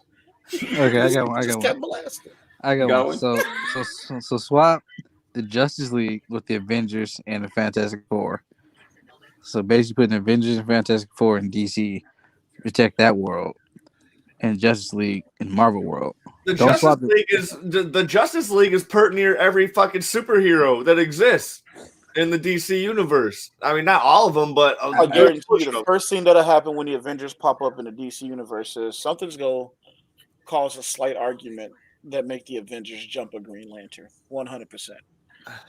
Wait. I was Here's the gonna say, Avengers get Asgard and shit, and Justice League get like Oa and all that. Here's the thing. Justice League would be able to handle a majority of everything except dudes like Galactus. I don't think they'd be able to handle Galactus. No, you know what? I'm gonna let you know right now. I'm gonna call it right here. The Central Justice League. Are we talking about just like the main 7? Or all of it. No, I'm talking about all of it. Justice League? All of All of Justice it? League? Like unlimited? Then that's unfair because it's like every nigga on the planet. That's what I said. Okay, you want to do? Okay, you want to do? So you want to just do a set number? Yeah, we could do like the core 10. Okay, core 10. I'm talking movies core- because you can't count on like Hawkeye. All right, so as much as I The love core it. 10. Core 10 and everything. 'Cause Okay. What's I the think core that- 10? Yeah, Core 10 is both Hal and John, Superman, Wonder Woman, Batman, Flash, Cyborg, Martian Manhunter. Cyborg, Martian, Shazam. Shazam. Basically, those 10 people you'd always see. Aquaman. Yeah. Aquaman. Anytime that they bring him up and everything else like that. And I think Add that's 4 because I did throw in the Fantastic Four, so maybe like they can get bonus you 4. can get a bonus extra and everything. So, okay. Bonus Bonus 4. extra. Bonus 4 is not giving Avengers Fantastic Four. So I'd say the group that was featured in the Justice League show, or maybe like I can't say Justice League Unlimited because the niggas really went from like So, like, 7 people to, Hot like, Girl. Yeah, they had everybody. 7,000. So Hot Girl, Jon Stewart. Okay, so are we Wally. using Hawk Girl or are we using Hawk Man? Because there's a big difference in personality between the two of them. I'd say Hot Girl because she was more important in Unlimited. Because So you Hawk gonna do Man will Wally have no though? problems in Marvel. So I'm you not do gonna Wally. lie. So you gonna do Wally. So you got Barry and Wally, or no? It's a lot of power with 2 speedsters. Okay, I all right. think, I think Give Wally would be all right because I think he would fit in Marvel like the best, and I think he'd have the best chance adapting to Marvel. But I'm gonna be for real with you though. If we just kept it to like the core teams, just the core teams, like basically the starting 7 for Justice League, they ain't making it past Doom. They're not. Even Well, with Superman Suits? could. Superman could. Actually, no. Superman is strong enough to beat Doom. Yes, Superman is not going to beat Doom. No. There's a difference. Yeah, I forgot. The magic is gonna fuck him up. The magic and Doom Just- will have kryptonite somehow. I think it'd be worse than that. Without think kryptonite. will be coming into play. I Kryptonite would. think Doom would just remove Superman from the board, as he's removed just as stronger people from the board. Because you got to think about it. Got Doom in his is way. just the worst version of Lex. Yeah, there's like No, Hyperion is a Superman clone, Sentry is a Superman clone, Blue Marvel is a Superman clone. Doom is just the perfect villain, and it makes sense why movies can't get him right because That's what I'm saying. He's a worse version of Lex. Like he's gonna fuck So you why the up fuck do they just do electrical powers every time? It's like, dude, because it's you're easier to very do than oversimplifying doing this. everything. Yeah. Everything It's this like- man does. If you do Doom right, you don't even gotta flex his powers. True. You ain't gotta show his powers. Just Doom as a character, as just being that nigga. Like his powers not even really like the big His deal powers are about him. secondary. It's like, oh damn, shit, it's Doom, and everybody's scared of what Doom can do, like both politically and as far as influence and all that shit and everything that he can plan out and everything. And then That's you why everyone forget, was scared the for nigga also Riri. got superpowers. So that's why I was just like, he's people, one of the yeah, scariest niggas in comics. So I like don't know. they forget that he has superpowers because he never has to use them. Like, Yeah, because he's so busy making everybody else fuck each other up. And it's like that's why I feel like I don't know, man. See, and then I think Okay, That's so why I thought like if it was the main like all of the Justice League, they okay, so the wouldn't make Marvel it. Corps. Okay, so the Avengers Corps then. So Cap, Tony, Thor, Hulk, obviously. Vision, Squalor Witch. Um, hey, the So- Sentry count, even though he's Throwing- like an imaginary if they character. got, I don't I'm think gonna you let you could know. add Scarlet Witch because she's too much power. I'm gonna let you know that Hulk is gonna be a 50-50 play in the DC universe. Yes. Because a lot of villains in DC get a lot of leeway from the fact that the characters are immovable in their morals whenever it comes to killing them. And that's the main thing that end up giving most of these niggas that deserve to die a long time ago a free card. Yeah. Hulk would either show a lot of mercy and a lot of niggas would not push it too hard because they realize that. Because he definitely would still beat a nigga ass. I don't think they make Into it his past dimension. Darkseid though. Like Superman will just knock you out and everything, and maybe fuck you up a little bit, Bruce. You felt like you got your ass beat at school or some shit whenever you box with Superman. Hulk will make sure you ain't moving. He gonna let you live, but he'll make sure you ain't fucking breathing the right way anymore when you do. Look at how he did Loki in the first Avengers movie. Right, like just mad disrespectful with it and everything. Like he trying to fuck you up. He ain't trying to kill you. He trying to let you know that he can if he wanted to. But I feel like a lot of people go take that type of ass whooping, and they go be wary of Hulk and try not to piss him off too much and everything else like that. Actually, you know what? They would be able to take on Darkseid. I forgot. We also said Fantastic Four, so they got Reed. Yeah. Fuck, Reed is a powerhouse in his own right. Yeah, I think Reed would be a problem for Darkseid because I think Reed would find a way to cut off the Avatar Darkseid because he's done it to similar characters. That's why I gave him the Fantastic Four because they're gonna need Reed. You can't just rely on They- Tony. Yeah, Reed is Reed is kind of just that nigga's a walking Deus Ex Machina. Let's be honest. Yes. Mhm. Yeah, Reed dead ass should be pulling shit out his asshole, and we just gotta accept it because it's Reed. Like that's the reason why I don't like Reed Fantastic Four movies a lot of time and everything.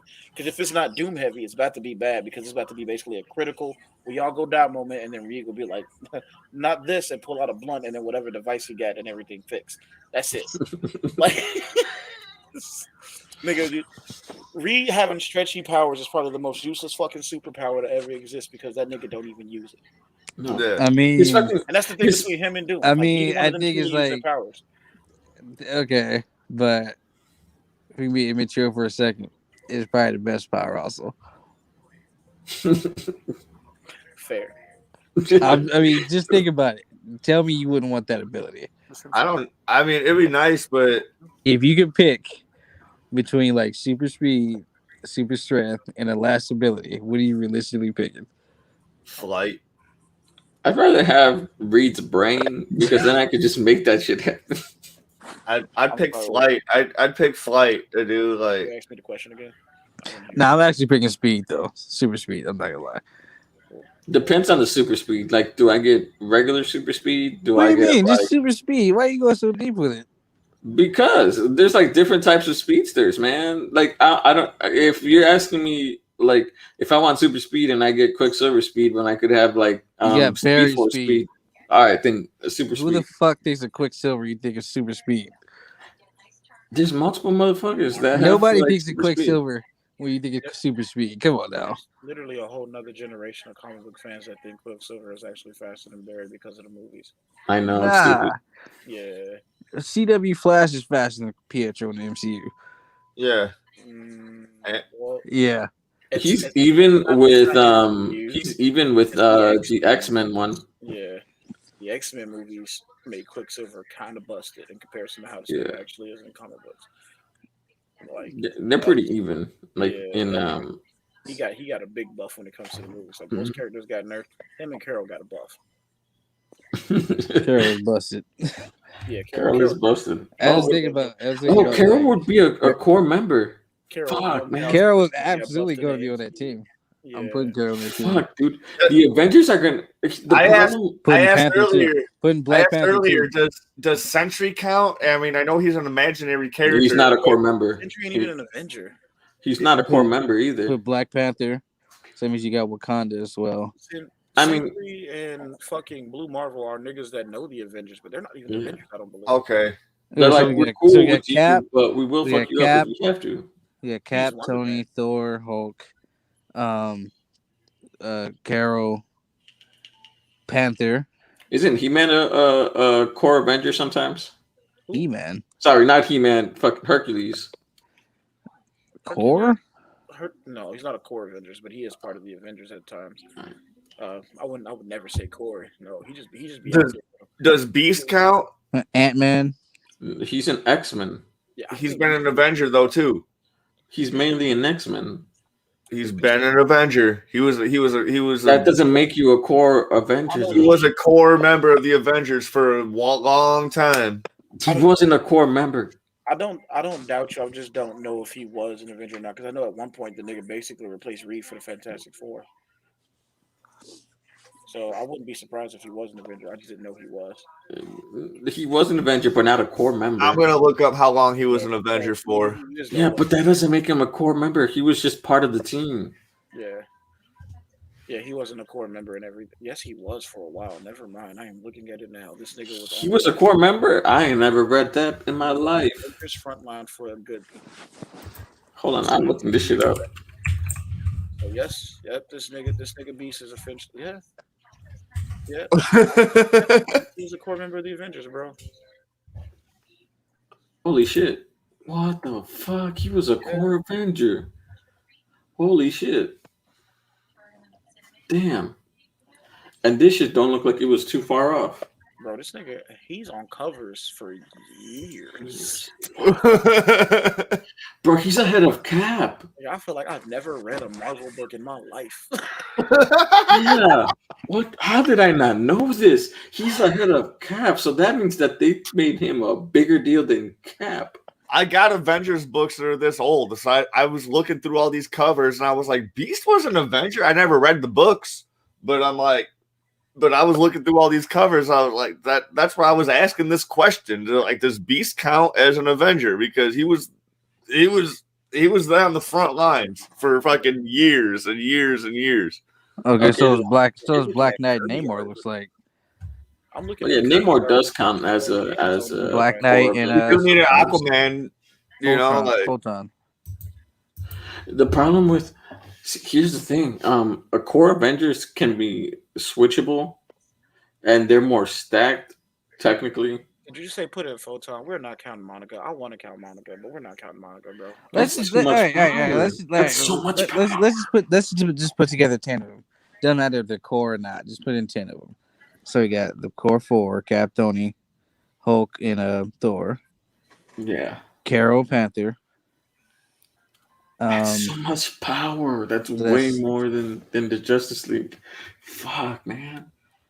Dude, the Justice League has fucking Superman, Shazam, They got Superman, Batman, Wonder Woman, Literally Flash, got Green 3 Lantern, different fucking Green Lanterns. Martian Manhunter, Green Lantern. Yeah, Cyborg, 2 Green Lanterns. yeah.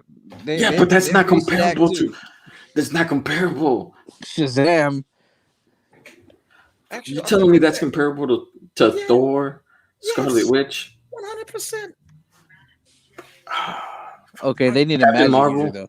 They do need a magic user though on their team. So give Justice League Fate, Dr. They Fate. got Shazam. Shazam is a magic No, user. give him Satana. No. I'm calling this right now. Though. I want this to be heard for every comic book fan right now. Unless it's the Blind King Thor. Hal beating the dog shit out this nigga 7 days a week. Hal beating Thor? Hal beating the ever loving, not beating. I don't think I can back that up, but I'll let you say what you say. 100% at any moment in time, nigga. I don't know about that. I was gonna say it to Janie and debate that. I'm not a Hal fan. My favorite Green Lantern is Kyle Rayner. I'm not a Hal fan either. I personally can't stand that nigga or John. My favorite scene with Hal is when he got beat up by parademons. John Stewart is basically just like a black character just for being black, just like Amber in Invincible. Bro, I'm not. He might be the most boring Green Lantern. He's boring as fuck. Yeah. Like Chip is more interesting than fucking. They made him cool in the cartoon, but like whatever. Yeah. Like if that one girl that's like not even considered a Green Lantern, but is a Green Lantern, is more entertaining than John. I guess okay. So let me make that actually more clear when it comes to John. John is actually a really good character, but in comparison to the other Green Lanterns, he's boring as fuck. But if he's the only Green Lantern, John is cool as shit. If that makes sense. Yeah, I get it. Like with the cartoon show and everything, though, we saw a lot of John. We got how he behaved, act, and everything, and everybody loved his character. Yeah. When you look at the comics and everything, you surround him with Hal. It's like when you're in a room full of 10s and you notice an 8 is not as good as a 10. In the comics, honestly, the only shit I read of John Stewart was the Mosaic. Was like that was like the whole fucking. They did that arc in the cartoon where like he was on trial for fucking blowing up a planet and all that shit. Like that's literally the only shit I read of John Stewart. Yeah, and that was crazy too. That book good as shit. But it's also one of like I think it's you know what? And I think Brandon would agree with me. It's because Green Lantern stories are too good. I gotta be honest with you. I think that's the only reason why I find John boring in comparison. The Green Lantern stories are always way too good. So then when you go back and you look at John shit, which seemed very trivial and small in comparison to some of the grandiose shit that the rest of the Green Lanterns go through, or some of the just insanely fucked shit that the rest of them, it should just seem tame. Like you got John who's black and got fucking PTSD and everything, and like can create 3 armies worth of people to fucking fight an entire planet or recreate an entire planet that he accidentally killed with his constructs. There's also Hal has a great villain in Sinestro. Wait, but look. Yeah, that's also the thing too. Sinestro's fucking. Hal got Sinestro. Hal also got possessed by Parallax, blew up an entire fucking city, and killed several other races and everything. John can't compete with a storyline like that. Fucking Kyle Rayner found his girlfriend in the fridge, became the embodiment of all the fucking spectrums. You can't fucking compete with that story. Guy Gardner got fucking possessed and raped a fucking Kryptonian, nigga. You can't compete with that story. you can't. So even though your story might be a good story on its own, in comparison to the other fucking Green Lanterns, it's some boring shit. Yeah. So I think I'm gonna stand by John. I take back anything I just said about that nigga as I thought about it. That's what, like I said, in a room full of 10s, you notice that an 8 ain't as good. Yeah, that's fair. That's tough. R.I.P. to my nigga John, bro. He ain't even.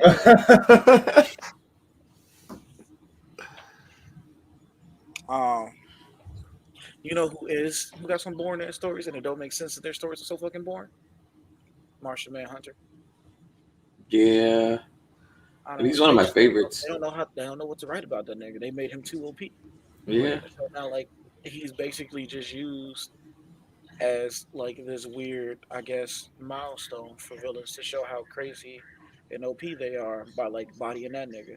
They just need to make an issue of him where he goes camping with the Justice League and he can't handle it because like they also make him a All Superman. making s'mores and shit by the campfire, and he's like, it's They should make an Elseworld it's too series and hot. completely rip off Marvel and do Martian Manhunter kills everyone, and like call it the Martian Invasion or some shit. I I don't mean, care. he did handle Supes, Wonder Woman, and Aquaman all at once. That is true. And New 52. And what he did to Aquaman deserved because right before New 52 kicked off, him and Clark had some words for each other, and that nigga had the water bearer hand. And while he was out here looking for Clark and everything, he was basically bodying every nigga in the Justice League, and he disrespected the shit out of John. So whatever John did to Aquaman in New 52, he deserved it for what happened beforehand. He called that upon himself because there was no reason for him to do what he did to that nigga. He did not need to do a grown ass man like that. I got one. I got another one. Swap Amanda Waller and Thunderbolt Ross. Ooh. Okay, before I even get on that too, I want to point out that if we swap Namor and Aquaman, nothing changes. Maybe a little bit less war. That's it. A little bit less war and a little bit more of getting in someone's wife's guts. Yeah. Namor gets Namor's still gonna fuck Sue Richards because put Namor with Mara. Put Namor with Mara. See how that works out. Okay. All right. Now, if we don't swap over everyone and we just swap Namor and Aquaman would somehow make the most busted alliance within the country that'll make the Avengers then turn over and probably show how fucked up Tony actually is because they would find a way to break this alliance because it'd be too OP. But Aquaman and T'Challa would 1000% get along. Oh, hell yeah. And that would scare the Avengers and that would lead into Tony starting a war. 100%. That makes a lot of sense. Namor with Mara? These niggas on a world domination tour, bro. These niggas are out for blood for everybody. They're probably ain't gonna succeed, but they go try 100%, and it's gonna be really embarrassing when they die. But they go try it. Mm-hmm. Yo, I can just imagine how they're gonna do Diana though, because guaranteed Diana would probably be one of the first ones they would go for. Yeah. They go after Amazon probably first, just to fucking. So I'm saying Diana. Whoever they don't kill is fucking gonna be their fucking soldiers of war, dude. Like they would definitely do that first, but the thing is though is that Wonder Woman would beat the dog shit out of Namor. But she's not the first person he's fighting, or like I mean, they would double team Diana. Namor is gonna be sitting back for a while. Fucking, like he's not jumping in on the front lines, especially when he's commanding an army and shit, dude. He's not jumping in on the front lines. No, I'm gonna say okay. When you move the Justice League over to Marvel, the first nigga to snap is gonna be Wonder Woman. So I feel like somebody go push them buttons, and there's a certain line you don't cross with her, otherwise she forget that she with the Justice League, and she just go murk you. And that's how it is. Like Wonder Woman's the battle queen, nigga. Like even right now in Dark Knight, just now in the Dark Knight Metal thing, she was like, "Yeah, I'm just gonna die fighting like all of these evil incarnations of myself because I know the Loki." She think Loki gonna push her? Yeah. Loki. I think Loki would be the one to push her buttons and make her killing this nigga, bro. I want to see that. I want to see that. Because that's what Cersei did, and then she's just like, I gotta kill my sister, bro. Or Deadpool. She's killed for less. Or Deadpool, mate. Justice League will just hire Deadpool to be a fucking Deadpool is 1,000% gonna harass her. Okay, like constantly. Deadpool, and this is the funny part too. Deadpool will get along better with the Justice League than he does the Avengers. Yeah. I feel like him and Wally would be best friends. I swear to you, I feel like they would find him much more entertaining until they realize that he murders people. With Batman? Especially Batman. They find Deadpool a whole lot more entertaining. You forget, he actually agrees with Jason, but he doesn't want Jason to be the one to do it. He agrees with both Jason and Ross Al Ghul, but he still doesn't feel like it's their right to do what they're doing. But he Yeah. understands why they're doing it, and he feels like it's his right or his responsibility to stop them because they can't just take life. But at the same time, he's like, but I 100% agree as to why you're doing it.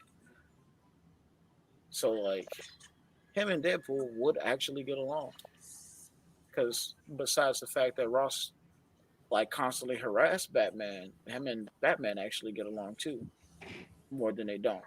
Yeah, and Deadpool just wants to just like hang out, like have a good time, and just fucking just do some superhero shit.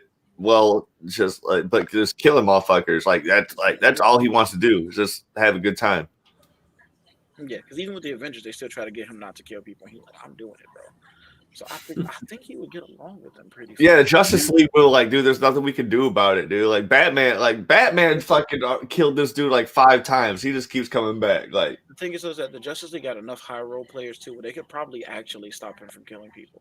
Yeah, they could. Yeah. You know, I feel like if Deadpool were to go to the Justice League, to DC, he'd have a love story with Hawkgirl. Not gonna lie, I could see that happening. No, I Oh, guarantee girl. you 100% Yeah. Deadpool smashing Diana, bro. Oh yeah, for sure. That's the obvious one. You said Deadpool is? Yeah. 100% Deadpool is drilling Diana cheeks. That's a given. Wade is in. Wade. Y'all forget how charming Wade is. Yeah. This man got lady death cheeks. I'm not being loud or waking her up, am I?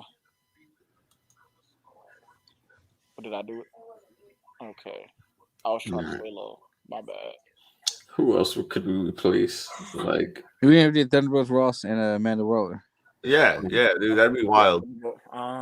Amanda would cause a whole lot of shit in Marvel. Ross would die. Yeah, I could see that happening. They killing that nigga. Ross I not could see smart that. enough to keep up with Waller, bro. Waller would take over Shield, Sword, her own organization. Waller would fucking like. Waller. That's what I'm saying. She would fuck up a lot of shit. Waller 100% turned into Man in the Moon. Ross dying, bro. Yeah, I feel like the Suicide Squad would get him. Yeah, Ross dying, bro. Waller's definitely Nick Fury level though. Like, oh yeah, as far as intelligence and manipulation goes. I feel like she's better than Nick Fury. Okay, switch them then. Ross is a bad comparison. Switch them then. She might be. Wait, who and who? Fury and Amanda Waller. Waller go put so much pressure on the Avengers that Tony go try to kill her himself. Yeah, and then Nick Fury, he would be somewhat a kinder version of Amanda Waller. Survive though, he'd survive. You think he put the squad together though like that?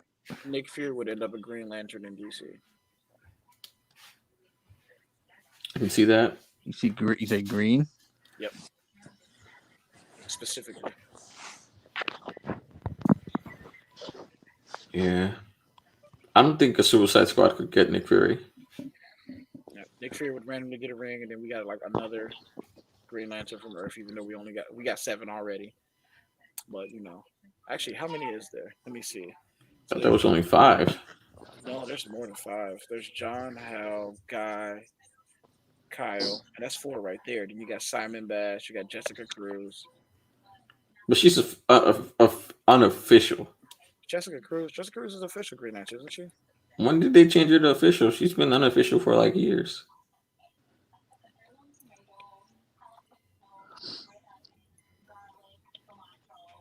No, Jessica Cruz has been an official Green Lantern for years now. Well, then I haven't read to when she became official. Yeah, Simon Bass was the one that kind of weirdly got away. But Jessica Cruz is like, she's actually the official Green Lantern for our sector now. Oh, no, good for her. She finally got upgraded to actually being a Green Lantern, not just being unofficial, but having the ring. Dog, she only had like that ion power esque thing, kind of like what Kyle had for like. They showing 4 issues. They said she was immediately made an actual Green Lantern. Oh, then my bad. My bad. I just thought she was unofficial. Let me see. Talking about that weird ass power ring name. Counterpart superhero. I don't even remember. It's been a while.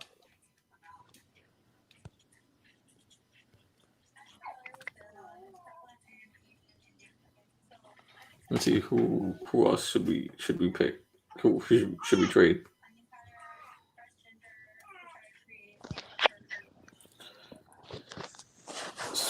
What's his name? Taskmaster and Sportsmaster. Is that what his name is? Hell nah.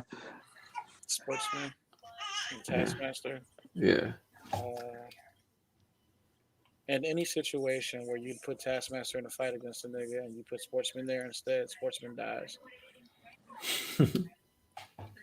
Twice. Twice. All right, I'm back. Oh, I got it. Black Canary and Black Widow.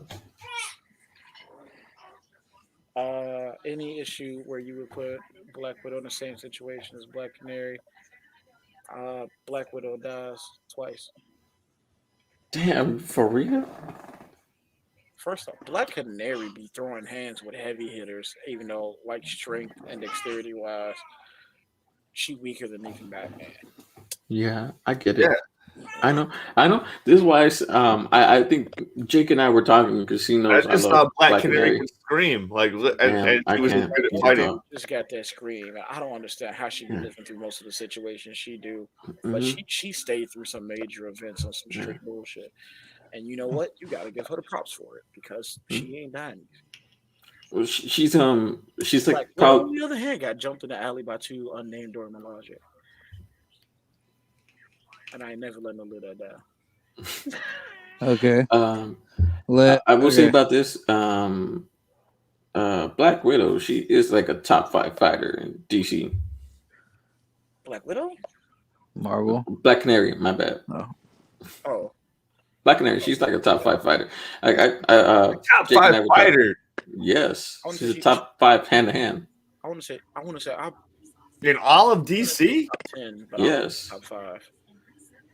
Yeah, She's ranked pretty high though, but I don't think she she's is. top 5. Like I told Jake, I told Jake if they put her like Who's your with top 5 fighters in DC, dude? I'm curious now. I'm not gonna lie to you though. Like canonically going and everything, if you put Black Canary in the ring and take away like her scream and put her up against Bruce and take away all his gadgets and shit, she bodying Bruce, bro. she could. Naked on naked. Yeah. See, for me, it's obviously like Bruce Slade, Dinah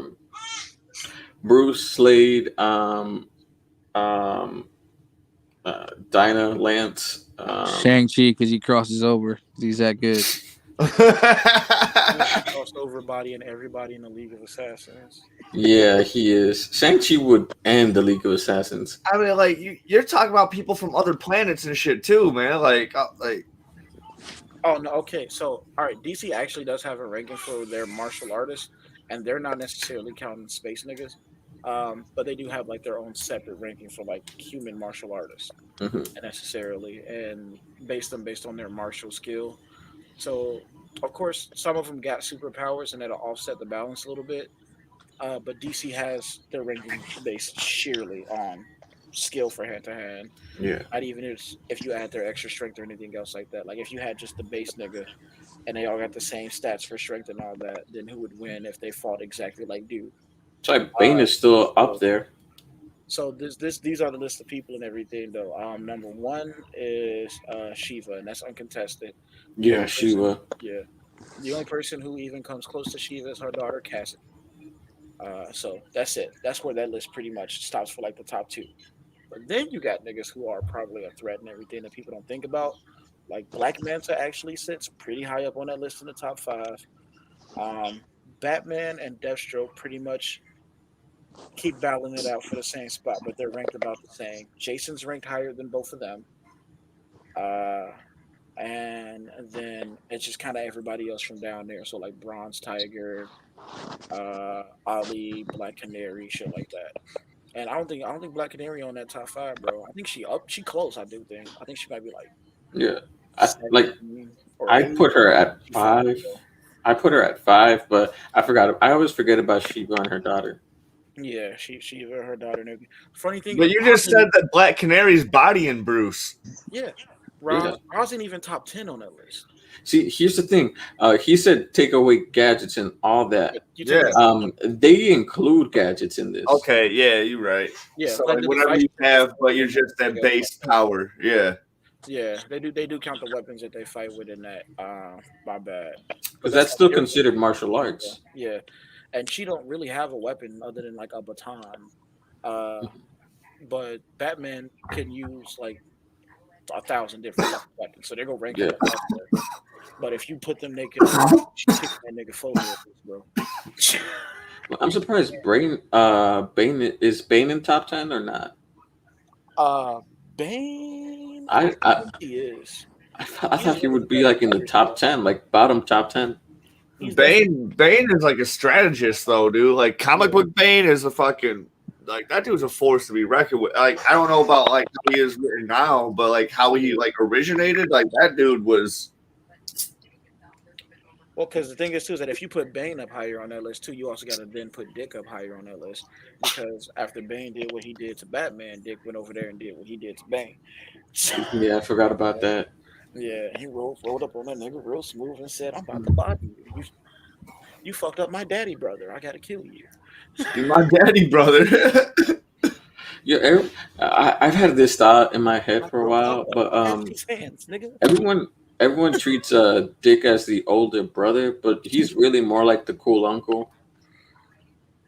It's this weird middle ground because I guess like How It's because old they was always Bruce? they How old always was and Bruce? that's the thing that Adopted fluctuates Dick. too much though. See, yeah, because they age him down a lot. yeah, the gap between Bruce and Dick constantly fluctuate between being like a 10 or 15-year gap to like being like only like maybe 5 in Yeah, some cases. Oh So that's wow. why, like, yeah, that's why you got weird situations and everything, though, where, like, well, I could legally adopt Dick at this point, but he's basically my little brother. yeah. And then you got those other situations where, like, well, I raised him because I'm his Because wasn't father. in the original Dick was like 16 and Bruce was 22. And the original Dick was like Yeah. 12 or 13, and Bruce was like 23 ish, Okay, like so it was a mid little to off. early 20s ish, and everything because he was all Yeah. like fresh and all that shit. So they weren't that far off. Yeah, They so like that 10-year gap, that's fine and everything to stay like father figure esque to him. But then Dude, in some that's when cases, that whole fucking comic book controversy came out with fucking Batman fucking Robin, and that dude had to write a book and get moms hating comic books. yeah, and then and some of them though, like Barbara is like either younger than Dick or older than him too, and then that's how you get those weird situations where now they don't know what to do with the continuity, and there's a situation where Barbara both slept with Bruce and Dick, and you have to somehow find the age range where that would have been acceptable. Why'd they have to put that shit in the Killing Joke movie though? They have to find the age range where that's acceptable. That's the that fucking worst. Yeah, that's that the weirded worst. me That's the out. fucking worst. That Bruce is weirded at that me out. point. Bruce is what? Maybe That's late fucking right. 30s. Yeah, Bruce Like is in maybe his 30s. maybe Barbara is like barely in college, Well, like I think that movie, like I because think of Killing the Jokes. voice I think actors. and then that's his best friend's daughter. So think he Killing. saw her as a child. I think Killing Jokes. He's like, she's like 20, like early 20s, and yeah. That's what I'm saying, Yeah, but barely in college. either way, dude, this is I think this movie counts as DC animated universe continuity because they had the voice actors and shit. So No, like this is it's the not Barbara part of that. Gordon. This is the Barbara Gordon that we grew up with as kids, No, and the it's not Batman we that. grew up as kids. It's not that. They just came back to do it because uh Mark Hamill was like, I'm only gonna do it if Kevin Conroy does it. Well, either way, dude, like when I was watching it, that's how I saw it because like how I heard the voices. I heard the original voices, and I was all like, Yeah, I'm telling you, this is the it Batman was and the behind the scenes stuff where Mark Hamill was like, nah, I'm only doing it with Kevin Conroy. I did see that shit, but as I'm watching it, you know, and Yeah, I'm you're sure it hearing felt like the that. voices, it just makes you think like automatically like this is Batman and the fucking Batgirl I grew up with as kids. Like, dude, like she was like a high school, she was in college, like when she still joined the team, but like it still seemed like Batman was older. Yeah. No, but like the weird thing is that like you know, Jim like is his best friend, so like he's literally seen her as a fucking child.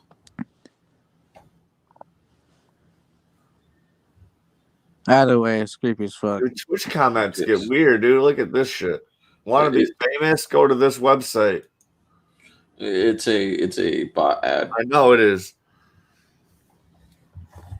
But yeah, that's the one thing. This was just a full-on comic discussion. That was good though. Yeah, I love it. All right, All who right. Oh, else we switching up? Who's the equivalent to Captain Marvel? Like Shazam or Captain Marvel? Captain Marvel. That's like a solid question. I feel like. Yeah, like does DC really have a Captain Marvel equivalent? I'm not really talking about like polar, like similar characters switching. Like I wasn't meaning like swap.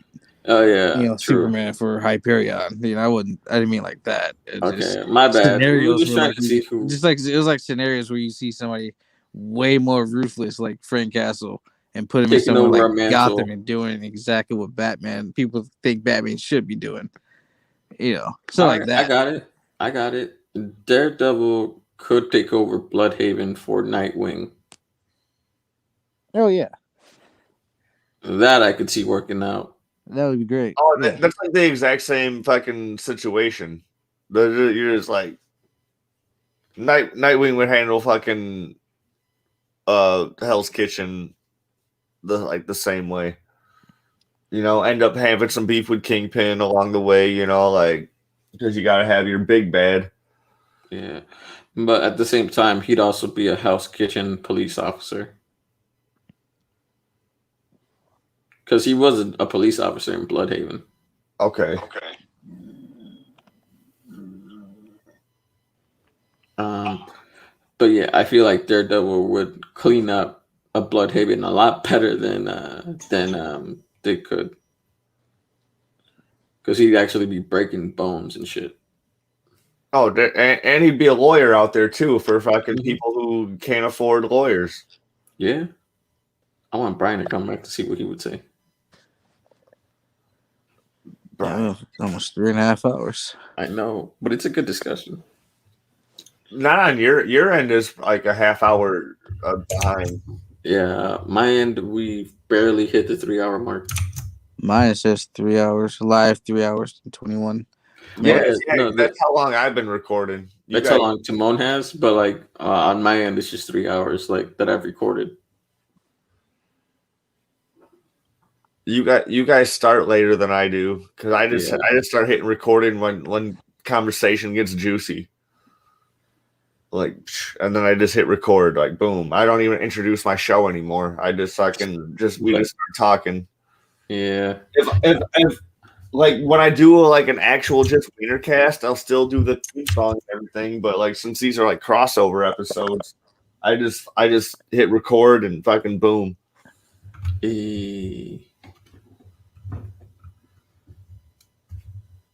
I think this is a good place to end it, though. Hey, I think we covered a lot. I know. We can keep discussing afterwards, anyways. All right, but thank you guys for listening. This has been SuperWeiners. You know, the crossover between Super Talks and Wienercast. Thank you for listening. Make sure to comment. Tell us what you want us to discuss as well, because we would love some input. Follow us for next week. What are we going to be doing next week? Talking about supervillains. Supervillains. Like just villains in fiction. I got like my top 10 favorite villains. I could break down probably. Oh, nice. Is one of them Amber from Invincible? No, I actually didn't mind her. Then you guys brought up all these points, and I'm all like, oh my god, I didn't even think about like I just had the beef with her, like she was like, I knew you were a hero the whole time, but like and That's that was my breaking point, and I was all like, "Oh, all right, dude, fuck, get yeah. out of here, Amber." I That's liked you a lot, and now It was that's what makes the college scene Lena Luthor not make Jr. sense. It's Lena Luthor Jr. That's what makes the college scene not make sense because she went off on him on that. Like if in the if they would have done this instead, where instead of like her being like, "Oh yeah, I knew," being like, "No, I'm sorry, this doesn't change anything. This isn't a relationship that you can commit to, so I'm out." That would make a lot more sense. It'd be more understandable, but that's not what happened, and that's why we don't like Amber as much. But at the same time, I understand her. I understand her feelings; they're valid, but she's wrong. yeah, she sucks. She sucks. All right, so thank you guys. Listen to us next time. Toodles. All right. Wait, were you about to say something?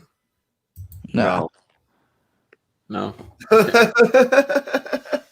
Because I heard like something like cut off, and I'm like, "Fuck, did I cut someone off?" And see, I like when I do these crossovers too. I don't even end my show properly. I'll just end the broadcast abruptly, like boop.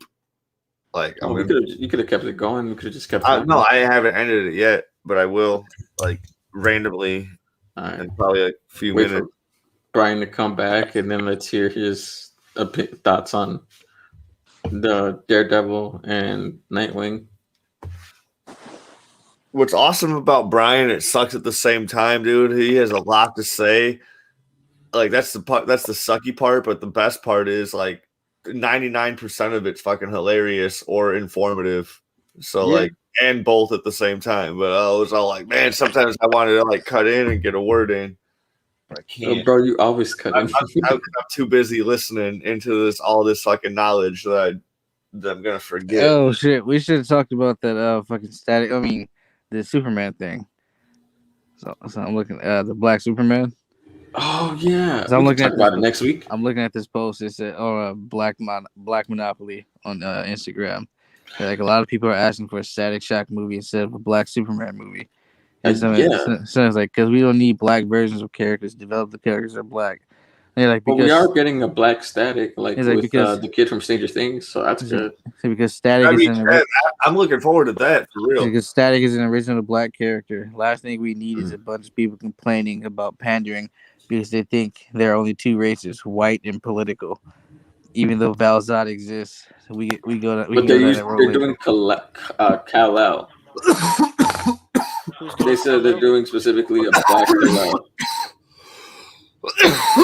Yeah, that's what triggered people is they said Black Kal-El, and I'm not saying like trigger as like that term that people use. I'm like that's what fucking set people off was fucking. If they would have done Kal-El instead of Kal-El or Val Zod, people would have been like, "4 times though to me already, man. Then go take your ass to bed." Damn. I agree with this. I mean, babies don't have a bedtime. Why it could just easy to say like a Val Zod movie? Like, why are you making Clark Kent black? Come on now. Yeah. It makes no sense because there's already a Black Superman. You already need got to a Black make Superman you can use. Like get a the fuck out of here. Superman black. Like it makes no sense when you already have a Black Superman that exists that you could just use. I don't even think Val is the only Black Superman. Actually, He's not. There's Kal-El, which is a different Superman. He's not Clark, but his name is Kal-El. It's without the dash in the middle. Yeah, it's not Kal-El. It's not. Just fucking do Val Zod, man. What the hell? Who wants Val, bro? Val is annoying. I hate Val.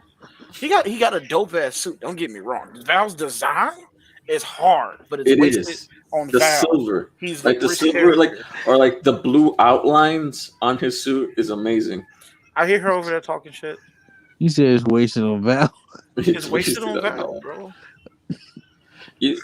Brian, so you know how we were talking about switching people? Switch Nightwing with Daredevil. Nightwing with Daredevil. Yeah. That's Bloodhaven. I don't think that'll be a difference. That's the map That's in what I said. Bloodhaven. It's the exact same Yeah. thing. It's oh well, now the nigga can see and he ain't going to church as much. That's literally it. But there'd be a slight difference because you'd have Nightwing being a police officer, In and Hell's Kitchen. then you'd have Daredevil being a pro bono, basically fucking lawyer in fucking wait. in Bloodhaven. Dick also was a lawyer at one point too, and also did defense. So no, there's no difference. He'd still be a defense attorney. Okay. There would literally be no fucking difference. But he became a police officer full time afterwards. Well, yeah, because he was already out there beating people's ass. Might as well do it legally. And you pay for it. My buddy T is like, he's like, dude, I asked him one day, I was like, dude, would you ever become a cop? He said, oh, hell yeah. Expletive deleted, because I can't say that word. Yeah, I'm like, why? He's all like, dude, I could shoot expletive deleted like all day and just get a fucking paid vacation for it, dude. Like, Are you saying he's saying he would shoot niggers? Is that the thing you're blinking out? yeah. I mean, he's blocking out niggas. He definitely. No, he's not. No. He's I don't like how that expletive sounds like. no. He's not saying. He's not saying the hard R. He's So what? I can't say it. I don't say it. Oh, I'm so- just saying okay. your friend is racist. So, No. yeah, is your friend white? No. No, his friend is black. Okay. No, he's like, I know a lot of motherfuckers. I should have said that. I know a lot of motherfuckers that I would just gladly shoot, and I can, if I was a cop, I could shoot them legally, and I'd get a fucking paid vacation for it. Like why the fuck not? Like, You know what's funny is that it sounds like a joke, but then when you really think about it, it's like, is it a joke though? 'Cause I feel like there's a lot of cops that signed up with that exact thought process. Yeah. It was just like, There's shooting. like that's a joke that you could say and then have a deadpan face and then people would still like They could never laugh. stopped the nigga that bullied them in high school either, though. So then they get tired of it after a while and it build up. the and then cop boom. that so I got this DU. Oh, I'm gonna stop recording. You right got a lot of Eminem stands still